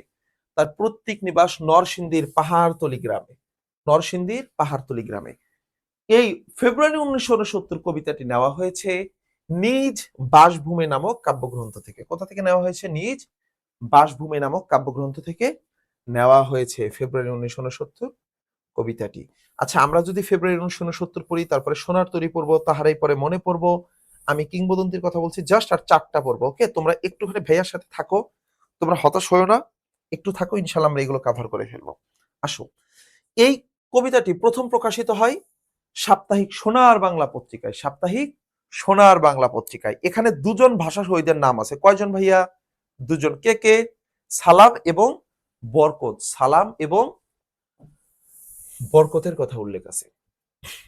ফুলের কথা আছে, কৃষ্ণচূড়ার কথা আছে 2 বার এবং ফুল শব্দটি আছে 3 বার। কবিতাটির ছন্দ হলো গদ্য ছন্দ। এটা একটু দেখবা। চরণ সংখ্যা 28টি। চরণ সংখ্যা 28টি। এইটা নেওয়া হয়েছে বন্দি শিবির নামক কাব্যগ্রন্থ থেকে। ভাই, এই পুরো কবিতা তোমাকে আমি হাজার হাজার তথ্য দিই না, জাস্ট কয়েকটা তথ্য দিছি। এই কয়টা যদি তুমি পড়ো, ইনশাল্লাহ তুমি একটা কমন পাবা। সালামের হাত থেকে কিসের মতো ঝরে অবিনাশী বর্ণমালা ভাইয়া? নক্ষত্রের মতো ঝরে অবিরত অবিনাশী বর্ণমালা। সালামের হাত থেকে নক্ষত্রের মতো ঝরে অবিরত অবিনাশী বর্ণমালা। রক্তের বুদবুদ বলতে কি বোঝানো হয়েছে? রক্তের বুদবুদ বলতে হচ্ছে শহীদের স্মৃতি। শহীদদের স্মৃতি। হরিত উপত্যকা কি ভাইয়া? সবুজ দেশ। হরিত উপত্যকা কি? সবুজ দেশ। শামসুর রহমানের জন্ম সাল কত? 1929 সাল। শামসুর রহমানের জন্ম সাল কত? 1929 সাল। 21-এর কৃষ্ণচূড়া আমাদের চেতনারই রং। এখানে আমাদের চেতনার রং বলতে কি বোঝানো হয়েছে? ভাষা শহীদদের যে রক্তের চেতনা, সেইটা বোঝানো হয়েছে। আচ্ছা, এরপরে আসো ভাইয়া, এটা যদি বুঝে থাকো, মাতাল ঋত্বিক কার গ্রন্থের নাম? এটা জানো, এটা শামসুর রহমানের গ্রন্থের নাম হচ্ছে মাতাল ঋত্বিক। সোনার তরী কবিতাটা আমরা শুরু করি রবীন্দ্রনাথ ঠাকুরের। হ্যাঁ, সোনার তরী কবিতাটি, এটি একটি রূপক কবিতা। সোনার তরী কেমন কবিতা? একটি রূপক কবিতা। তোমরা সবাই অ্যান্সার করবা। সোনার তরী কবিতাটি কোন কাব্যগ্রন্থ থেকে নেওয়া হয়েছে? সোনার তরী কবিতাটি কোন কাব্যগ্রন্থ থেকে নেওয়া হয়েছে? সোনার তরী কবিতাটি সোনার তরী নামক কাব্যগ্রন্থ থেকেই নেওয়া হয়েছে। সোনার তরী কবিতাটি কোন কাব্যগ্রন্থ থেকে নেওয়া হয়েছে ভাইয়া? সোনার তরী কবিতাটি সোনার তরী নামক কাব্যগ্রন্থ থেকেই নেওয়া হয়েছে। রবীন্দ্রনাথ ঠাকুরের ছদ্মনাম কি ছিল? নাম ছিল ভানু সিংহ ঠাকুর। এখানে লিখে রাখছি সোনার তরী কাব্যগ্রন্থ থেকে নেওয়া হয়েছে। এইটার ছন্দ কি? এটার ছন্দ হচ্ছে 8 মাত্রার মাত্রাবৃত্ত ছন্দ। স্তবক সংখ্যা 6টি। মূল ভাবটা কি? মূল ভাবটা হচ্ছে মানুষ নশ্বর, তার কর্ম হচ্ছে অবিনশ্বর। মানুষ একদিন মরে যাবে, কিন্তু তার কর্মগুলো পৃথিবীতে থেকে যাবে। এই পুরো কবিতার বাণী কি জানো? এক লাইনে বলে দেই। এই পৃথিবী, এই মহাবিশ্ব আমাকে গ্রহণ করবে, করবে না, কিন্তু আমার কর্মকে গ্রহণ করবে। কোনো মানুষকেই গ্রহণ করে না, কোনো শিল্প স্রষ্টাকে গ্রহণ করে না, কিন্তু তার শিল্পটাকে গ্রহণ করে। বুঝতে পারছো? এটাই হলো মহাবিশ্বের নিয়ম। আচ্ছা, তারপরে যদি বলি প্রতীক, এখানে কিছু কথা আছে, যেমন সোনার ধান দিয়ে মূলত মহৎ কর্মফলকে বুঝাইছে। মাঝি দিয়ে কি বুঝাইছে? মাঝি দিয়ে হচ্ছে মহাকালকে বুঝিয়েছে। ভাষার ইতিহাসও সাধু ও চলিত রীতির মিশ্রণ। কবিতাটি একটি রূপক ধর্মী কবিতা এবং সংলাপ নির্ভর কবিতা। কবিতাটি কেমন কবিতা ভাইয়া? একটি রূপক ধর্মী কবিতা এবং সংলাপ নির্ভর কবিতা। রূপক ধর্মী কবিতা এবং একটি সংলাপ নির্ভর কবিতা। ইনি নোবেল পুরস্কার পান 1929 সালে। গীতাঞ্জলি কাব্যগ্রন্থের জন্য নোবেল পুরস্কার পান। ওদিক দিয়ে যাও।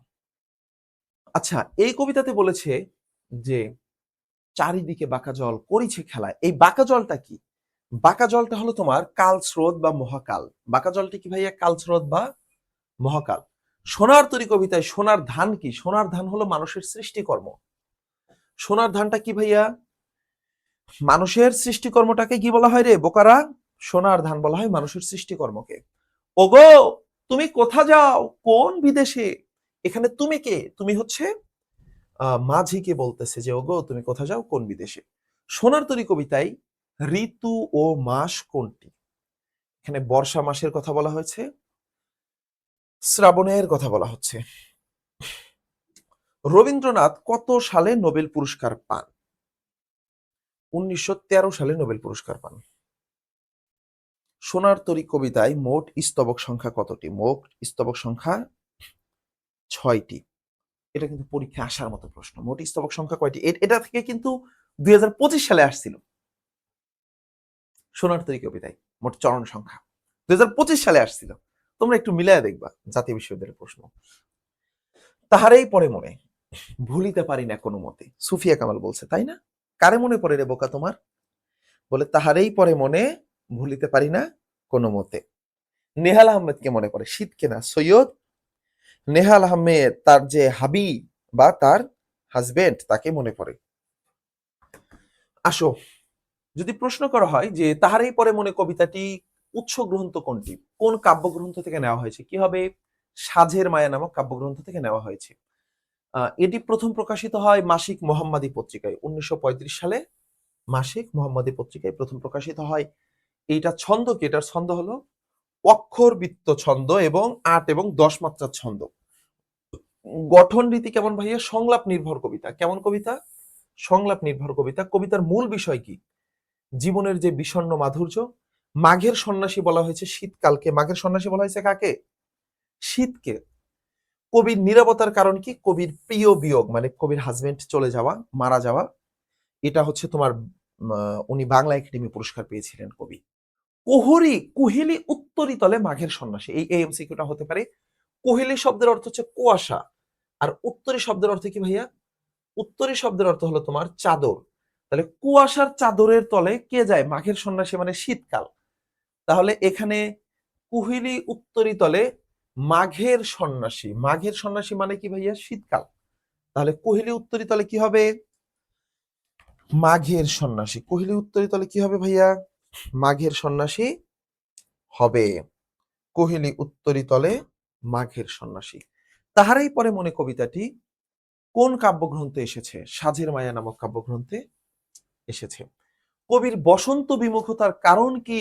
প্রিয় বিয়োগ, তার প্রিয় মারা গেছে তাই।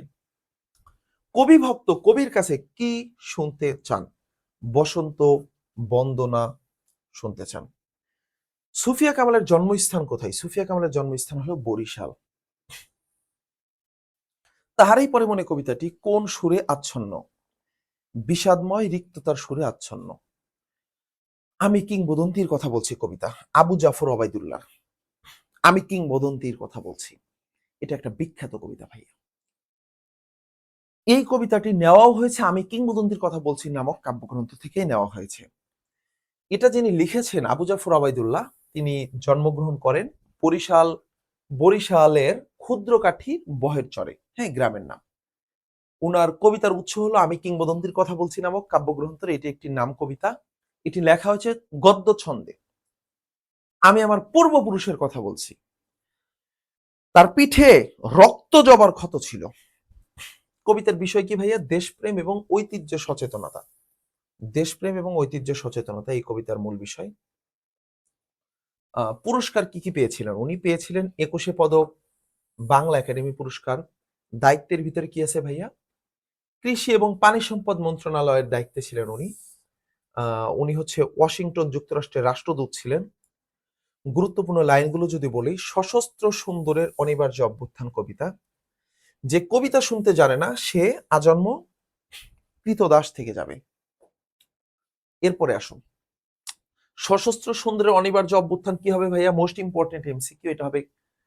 অভ্যুত্থান হলো কবিতা। যে কবিতা শুনতে জানে না সে ঝড়ের আর্তনাদ শুনবে। সবাই এই কবিতাটা পড়বা, প্রত্যেককে পড়বা। আমি পড়াই দিতে পারতেছি না যেহেতু এটা শর্ট ক্লাস, অনেক লং হয়ে যাবে পুরো কবিতাটা পড়াতে গেলে। কবির পূর্বপুরুষের করতলে কি ছিল রে? করতলে পলিমাটির সৌরভ ছিল। কিসের সৌরভ ছিল? পলিমাটির সৌরভ ছিল। আবু জাফর ওবায়দুল্লাহ কোন মন্ত্রণালয়ের দায়িত্ব ছিল? তিনি তিনি কিন্তু একজন মন্ত্রীও ছিলেন, একজন সচিবও ছিলেন। কৃষি ও পানি সম্পদ মন্ত্রণালয়ের দায়িত্বে ছিলেন। কৃষি এবং পানি সম্পদ মন্ত্রণালয়ের দায়িত্বে ছিলেন। যে কবিতা শুনতে জানে না সে আজন্ম কৃতদাস থেকে যাবে। আমি কিংবদন্তির কথা বলছি এই কবিতাটি গদ্য ছন্দে রচিত। আসো নাটক উপন্যাস পড়ি। আমরা লাল সালু এবং সিরাজউদ্দৌলাটা দেখব। লাল সালু এবং সিরাজউদ্দৌলার উপরে চমৎকার ক্লাস নেওয়া আছে। কেউ যদি চাও যে ভাই আমি লাল সালু এবং সিরাজউদ্দৌলার উপরে ক্লাস করব, তাহলে যে এইটাতে যাবা, হ্যাঁ, admission Bangla final division batch.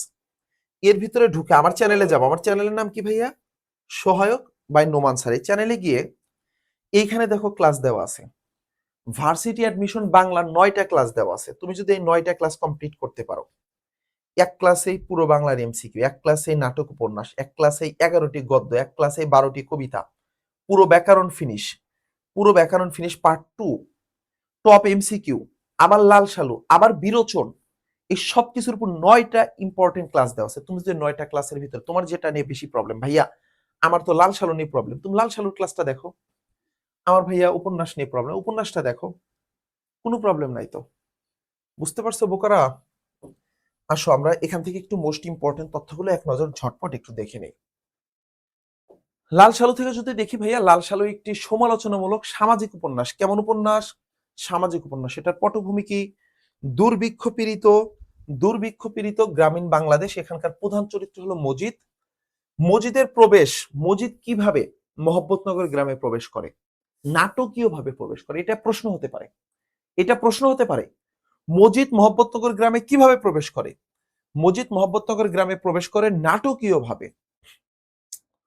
তারপরে মজিদ হচ্ছে কোন মাসে প্রবেশ করে ভাইয়া? কার্তিক মাসে। নিরাক পরা দুপুরে মতিগঞ্জের সড়কে দাঁড়িয়ে কি করে? দুই হাত তুলে মোনাজাত করতে থাকে। কাল্পনিক মাজারটা কার ছিল? মাজারটা ছিল মুদাসসির পীরের। মাজারটি কার ছিল? মুদাসসির পীরের মাজার ছিল। শস্যের চেয়ে টুপি বেশি, ধর্মের কি বেশি? ধর্মের আগাছা বেশি। এটা হচ্ছে মূল বক্তব্য। মজিদের মতে গ্রামবাসী কেমন? গ্রামবাসী হলো জাহেল, বেলেম, আনপার ছিল। উপন্যাসের মূল বিষয় কি ভাইয়া? ধর্মীয় কুসংস্কার, ভণ্ডামি এবং শোষণ। মজিদ মাজারটি লাল শালু কাপড় দিয়ে ঢেকে দিয়েছিল। মজিদ মাজারটি কি করেছিল? লাল শালু কাপড় দিয়ে ঢেকে দিয়েছিল। মহব্বতনগরে মজিদের আগমনে সমগ্র গ্রাম চমকে যায়। বলো, মহব্বতনগর গ্রামের সবচেয়ে প্রভাবশালী ব্যক্তির নাম কি ছিল? আমি কয়েকটা ইনফরমেশন একটু লিখে দেই, হ্যাঁ, তোমরা একটু লেখো। তাহলে সবচেয়ে মোস্ট প্রভাবশালী ব্যক্তি ছিল হচ্ছে খালেক ব্যাপারী। খালেক ব্যাপারী, এগুলো ইম্পর্টেন্ট তথ্য, হ্যাঁ, তোমরা একটু লিখে নাও, সবাই লিখে নাও। তাহলে কে ছিল মহব্বতনগর গ্রামের, মহব্বতনগর এর কে প্রভাবশালী জোতদার? জোতদার মানে বুঝো, মানে যার অনেক বেশি জমি ছিল। তাহলে মহব্বতনগরের প্রভাবশালী কে ছিল? খালেক ব্যাপারী। খালেক ব্যাপারী ছিল মহব্বতনগরের প্রভাবশালী ব্যক্তি। তার ছিল দুটো স্ত্রী। কয়টা স্ত্রী ভাইয়া? দুটো স্ত্রী। বড় বউয়ের নাম হচ্ছে আমিনা। আমিনার সাথে ছিল কত বছরের সংসার ভাইয়া? 17 বছরের সংসার। 17 বছরের সংসার। আমিনা বিবির ছিল 17 বছরের সংসার। যে 17 বছরের সংসার সে কি করে?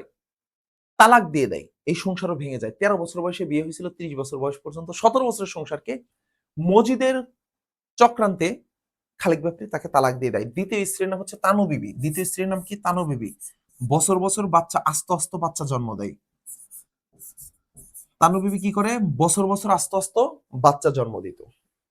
এরপরে আসো, আহ আওয়ালপুরের পীর ছিল একজন, যে হচ্ছে কি করে, তার চোখ দিয়ে এক সময় আগুন ঝরতো, গাছে উঠে বসে থাকে। আওয়ালপুরের পীর। আসো, মজিদ কেমন ছিল? মজিদ ছিল ধূর্ত, প্রতারক, মাজার ব্যবসার মাধ্যমে ক্ষমতা বিস্তার করে। মজিদের প্রথম স্ত্রীর নাম হলো রহিমা। রহিমা থেকে প্রশ্ন আসতে পারে যে কে স্বামীর একান্তই অনুগত ছিল, সেটা হবে রহিমা। মজিদের প্রতি কার আস্থা ছিল ধ্রুবতারার মতো, সেটা হবে রহিমা। তাহলে মজিদের প্রতি রহিমার আস্থা ছিল ধ্রুবতারার মতো। জমিলাকে মজিদের দ্বিতীয় স্ত্রী, চঞ্চল, একমাত্র প্রতিবাদী চরিত্র। খালেক ব্যাপারী কে ছিল? মহব্বতনগরের মাতব্বর এবং জোদ্দার ছিল, মজিদের প্রধান সহায়ক। আমেনা বিবি ছিল খালেক ব্যাপারীর প্রথম স্ত্রী, যার 17 বছরের সংসারের পর তালাক পেয়ে যান। হাসুনির মা কে? হাসুনির মা হচ্ছে তাহের কাদের রতনের বোন এবং মসজিদের কাছে মৌতের দোয়া চায়। যদি প্রশ্ন হয় কে মসজিদের কাছে মৌতের দোয়া চায়, কি হবে? হাসুনির মা। আক্কাস কে? আক্কাস হচ্ছে শিক্ষিত যুবক, যে স্কুল প্রতিষ্ঠা করতে চায় মজিদ, তাকে বাধা দেয়। আওয়ালপুরের পীরকে ভাইয়া গাছে উঠে বসে থাকেন। মুরিদরা মনে করেন যে সে সূর্য নিয়ন্ত্রণ করতে পারে। আর আওয়ালপুরের পীর হচ্ছে গাছে উঠে বসে থাকেন। আচ্ছা, এটা তো দেখলাম। তানু বিবিকে? খালেক ব্যাপারীর দ্বিতীয় স্ত্রী, যে বছর বছর আস্ত আস্ত সন্তান জন্ম দেয়, তার নাম কি রে? তানু বিবি। তাহলে আস্ত আস্ত সন্তান জন্ম দেয় কে বছর বছর? তানু বিবি। আহা, মনে কিছু নিবেন না, মেয়ে মানুষের মন। এটা হচ্ছে খালেক ব্যাপারী বলছিল। কোনটা? ওই যে পানি পড়া আনতে পাঠাইছিল ধলা মিয়াকে। উনারে কন আমার মৌতের জন্য জানি দোয়া করে। এটা কে বলছে? হাসুনির মা বলছে। রহিমার চোখে শক্তিমত্তা হচ্ছে নারীর। আচ্ছা, রহিমার চোখে যদি তোমরা দেখো, শক্তিমত্তা হলো নারীর উজ্জ্বল পরিষ্কার চোখে ঘনায়মান ভয়ের ছায়া। আচ্ছা, মজিদের প্রতি রহিমার আস্থা ছিল ধ্রুবতারার মতো। মজিদ নিজেকে মাজারের খাদেম বলে পরিচয় দেয়। কাল্পনিক মাজারের ভিতরে কেমন ছিল? মাজারের ভিতরটা ছিল সুরঙ্গের মতো। ভিতরটা কেমন ছিল? সুরঙ্গের মতো। মজিদ খালেক ব্যাপারীকে দিয়ে আমেনা বিবিকে তালাক দেওয়ায়। মজিদের দেওয়া হাসনের মার শাড়িটির রং ছিল বেগুনি রং। শাড়িটির রং কেমন ছিল? বেগুনি ছিল। মোদাব্বের মিয়া মানে আক্কাসের বাবা, সে স্কুল প্রতিষ্ঠা করতে বিরোধিতা করে। মজিদের মোহাম্মদনগর গ্রামে প্রবেশটি কেমন ছিল ভাইয়া? মোস্ট ইম্পর্টেন্ট এমসিকিউ, সেটা হবে নাটকীয়। এইটা প্রশ্ন আসার মতো একটা এমসিকিউ, এটা খুবই গুরুত্বপূর্ণ। মজিদের মোহাম্মদনগর গ্রামে প্রবেশটা কেমন ছিল? নাটকীয় ছিল। লাল সালু উপন্যাসের পটভূমি কি ভাইয়া? গ্রামীণ সমাজ। গ্রামীণ সমাজ। লাল সালু উপন্যাসে প্রাণ ধর্মের সহজ প্রতীক, প্রকাশের প্রতীক হচ্ছে কি? জমিলা। আমি যেই কয়টা এমসিকিউ দিয়েছি সবগুলো বাছাইকৃত, সবগুলো কমন আসার মতো। মজিদের প্রতি রহিমার অচঞ্চল আস্থা কিসের সঙ্গে তুল্য? সেটা হচ্ছে ধ্রুবতারার সঙ্গে তুল্য। মহব্বতনগরে সামাজিক নেতৃত্ব কার হাতে ছিল? মহব্বতনগরের সামাজিক নেতৃত্ব ছিল খালেক ব্যাপারীর হাতে। বিশ্বাসের পাথরে যেন খোদাই করা সে চোখ, এর তাৎপর্য কি? এর তাৎপর্য হচ্ছে আত্মবিধ্বংসী এই যে ধর্ম অন্ধতা। ও কি ঘরে বালা আনবার চায় নাকি? চায় নাকি আমার সংসার উচ্ছন্ন যাক? এটা কার কথা বলছে? জমিলার কথা বলছে। যদি সিরাজউদ্দৌলাটা ভাইয়া আমি ঝটপটে জাস্ট অল্প করে তোমাকে দেখায় দেই, এই তথ্যটা থেকে তুমি কমন পাবা ইনশাল্লাহ। সিরাজউদ্দৌলা যে কাজগুলো করেন, সিরাজউদ্দৌলাকে হত্যা করেন কে? সিরাজকে হত্যা করা হচ্ছে মোহাম্মদী বেগ 10,000 টাকার বিনিময়ে। কত টাকার বিনিময়ে? 10,000 টাকার বিনিময়ে। আলীবর্দী খাঁ ছিল হচ্ছে সিরাজের নানা। এই নাটকটা প্রকাশ পায় হচ্ছে 1965 সাল। এখানে অঙ্ক আছে 4টি এবং দৃশ্য আছে 12টি। প্রথম অঙ্কে 3টি দৃশ্য এবং দ্বিতীয় অঙ্কে 3টি দৃশ্য আছে। তৃতীয় অঙ্কে 4টি এবং শেষ অঙ্কে 2টি দৃশ্য। সিরাজউদ্দৌলা নিজে উপস্থিত ছিল 8টি দৃশ্যে। কতটি দৃশ্যে সিরাজ নিজে উপস্থিত ছিল? 8টি দৃশ্যে।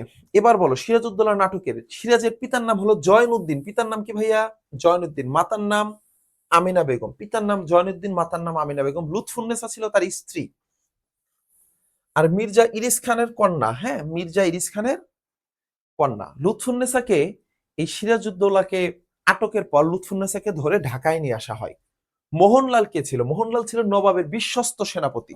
নবাবের সবচেয়ে বিশ্বস্ত সেনাপতির নাম কি ভাইয়া? মোহনলাল। বিখ্যাত উক্তি হলো আমার শেষ যুদ্ধ পলাশিতে। তাহলে মোহনলালের বিখ্যাত উক্তি কি? আমার শেষ যুদ্ধ পলাশিতে। মীর মর্দান কে ছিল? শ্রেষ্ঠ বাঙালি সৈনিক ছিল মীর মর্দান। পলাশিতে গুলিবিদ্ধ হয়ে মারা যান। তাহলে মীর মর্দান ছিল শ্রেষ্ঠ বাঙালি সৈনিক যিনি গুলিবিদ্ধ হয়ে মারা যান। আমিনা বেগম ছিল হলো আলীবর্দী খাঁর কনিষ্ঠা কন্যা, যিনি সিরাজের মা। রাইসুল জোহলা নারায়ণ সিং এর অপর নাম ছিল রাইসুল জোহলা, যিনি সিরাজের প্রধান গুপ্তচর ছিল। আর আলীবর্দী খাঁর প্রকৃত নাম হচ্ছে মির্জা মোহাম্মদ আলী, যিনি 1940 সাল থেকে 1956 সাল পর্যন্ত নবাব ছিলেন। মীর জাফরের প্রকৃত নাম হলো মীর জাফর আলী খান, তিনি সিরাজের প্রধান সেনাপতি ছিলেন। ঘুষিটি বেগমের প্রকৃত নাম হলো মেহেরুন্নেসা, যিনি সিরাজকে ক্ষমতাচ্যুত করতে অগ্রণী ভূমিকা পালন করে। উমিচাঁদ হলো দ্বৈত আচরণকারী খল চরিত্র। তার বিখ্যাত উক্তি হলো দৌলত আমার কাছে ভগবানের দাদা মশাইয়ের চেয়েও বড়। রবার্ট ক্লাইভকে 17 বছর বয়সে ভারতে আসে, 1940 সালে আত্মহত্যা করে। রায় দুর্লভ কে ছিল ভাইয়া? বিহারের ডেপুটি গভর্নর জানকিরামের ছেলে, যিনি মিরনের আদেশে মৃত্যুদণ্ড পায়। জগৎ শেঠ ছিল, যার আসল নাম হচ্ছে ফতেহ চাঁদ, এর উপাধি হলো জগৎ শেঠ। মোহাম্মদী বেগ হলো সিরাজকে হত্যা করেন, লাঠি দিয়ে ফেরে ছুরি দিয়ে হত্যা করেন। এগুলো আমরা দেখলাম ভাইয়া। আমরা যদি এমসিকিউ গুলো দেখি, উমিচাঁদের বিখ্যাত উক্তি হলো দৌলত আমার কাছে ভগবানের দাদা মশাইয়ের চেয়েও উত্তম। তো এই এমসিকিউ গুলো তোমরা দেখে নিবে, আমি পুরো স্লাইডটা তোমাদেরকে দিয়ে দেবো ভাইয়া। এই পুরো স্লাইডটা এখানে আমি একটা কাজ করছি সংক্ষেপে, মানে প্রত্যেকটা গল্প কবিতার এই যে মোস্ট ইম্পর্টেন্ট তথ্যগুলোকে আমি নিয়ে আসছি। তোমরা যারা যারা আমাদের এই ক্লাসটি দেখলা, তোমাদের সবাইকে অনেক অনেক শুভকামনা। আমরা এই চ্যানেলে জাতীয় বিশ্ববিদ্যালয়ের পূর্ণাঙ্গ প্রস্তুতির কমপ্লিট ক্লাসগুলো দেব। তোমাদের কোন বিষয়গুলো নিয়ে বেশি প্রবলেম সেটা কমেন্ট বক্সে জানাবা। আর যারা যারা 99 টাকার কোর্সে যুক্ত হও নাই, আমি তোমাদেরকে বলবো, তুমি যদি কমার্সের স্টুডেন্ট হও, সায়েন্সের স্টুডেন্ট হও, বাংলা ইংলিশ কিন্তু তোমাকে দেখাতেই হবে। আর যারা আর্টসের আছো তাদেরও তো দেখাতে পারে। সায়েন্স থেকেও কিন্তু আর্টসে পরীক্ষা দেওয়া যায়। তো সবকিছু মিলিয়ে আমি তোমাদেরকে বলবো যে তোমরা যুক্ত হয়ে যেতে পারো।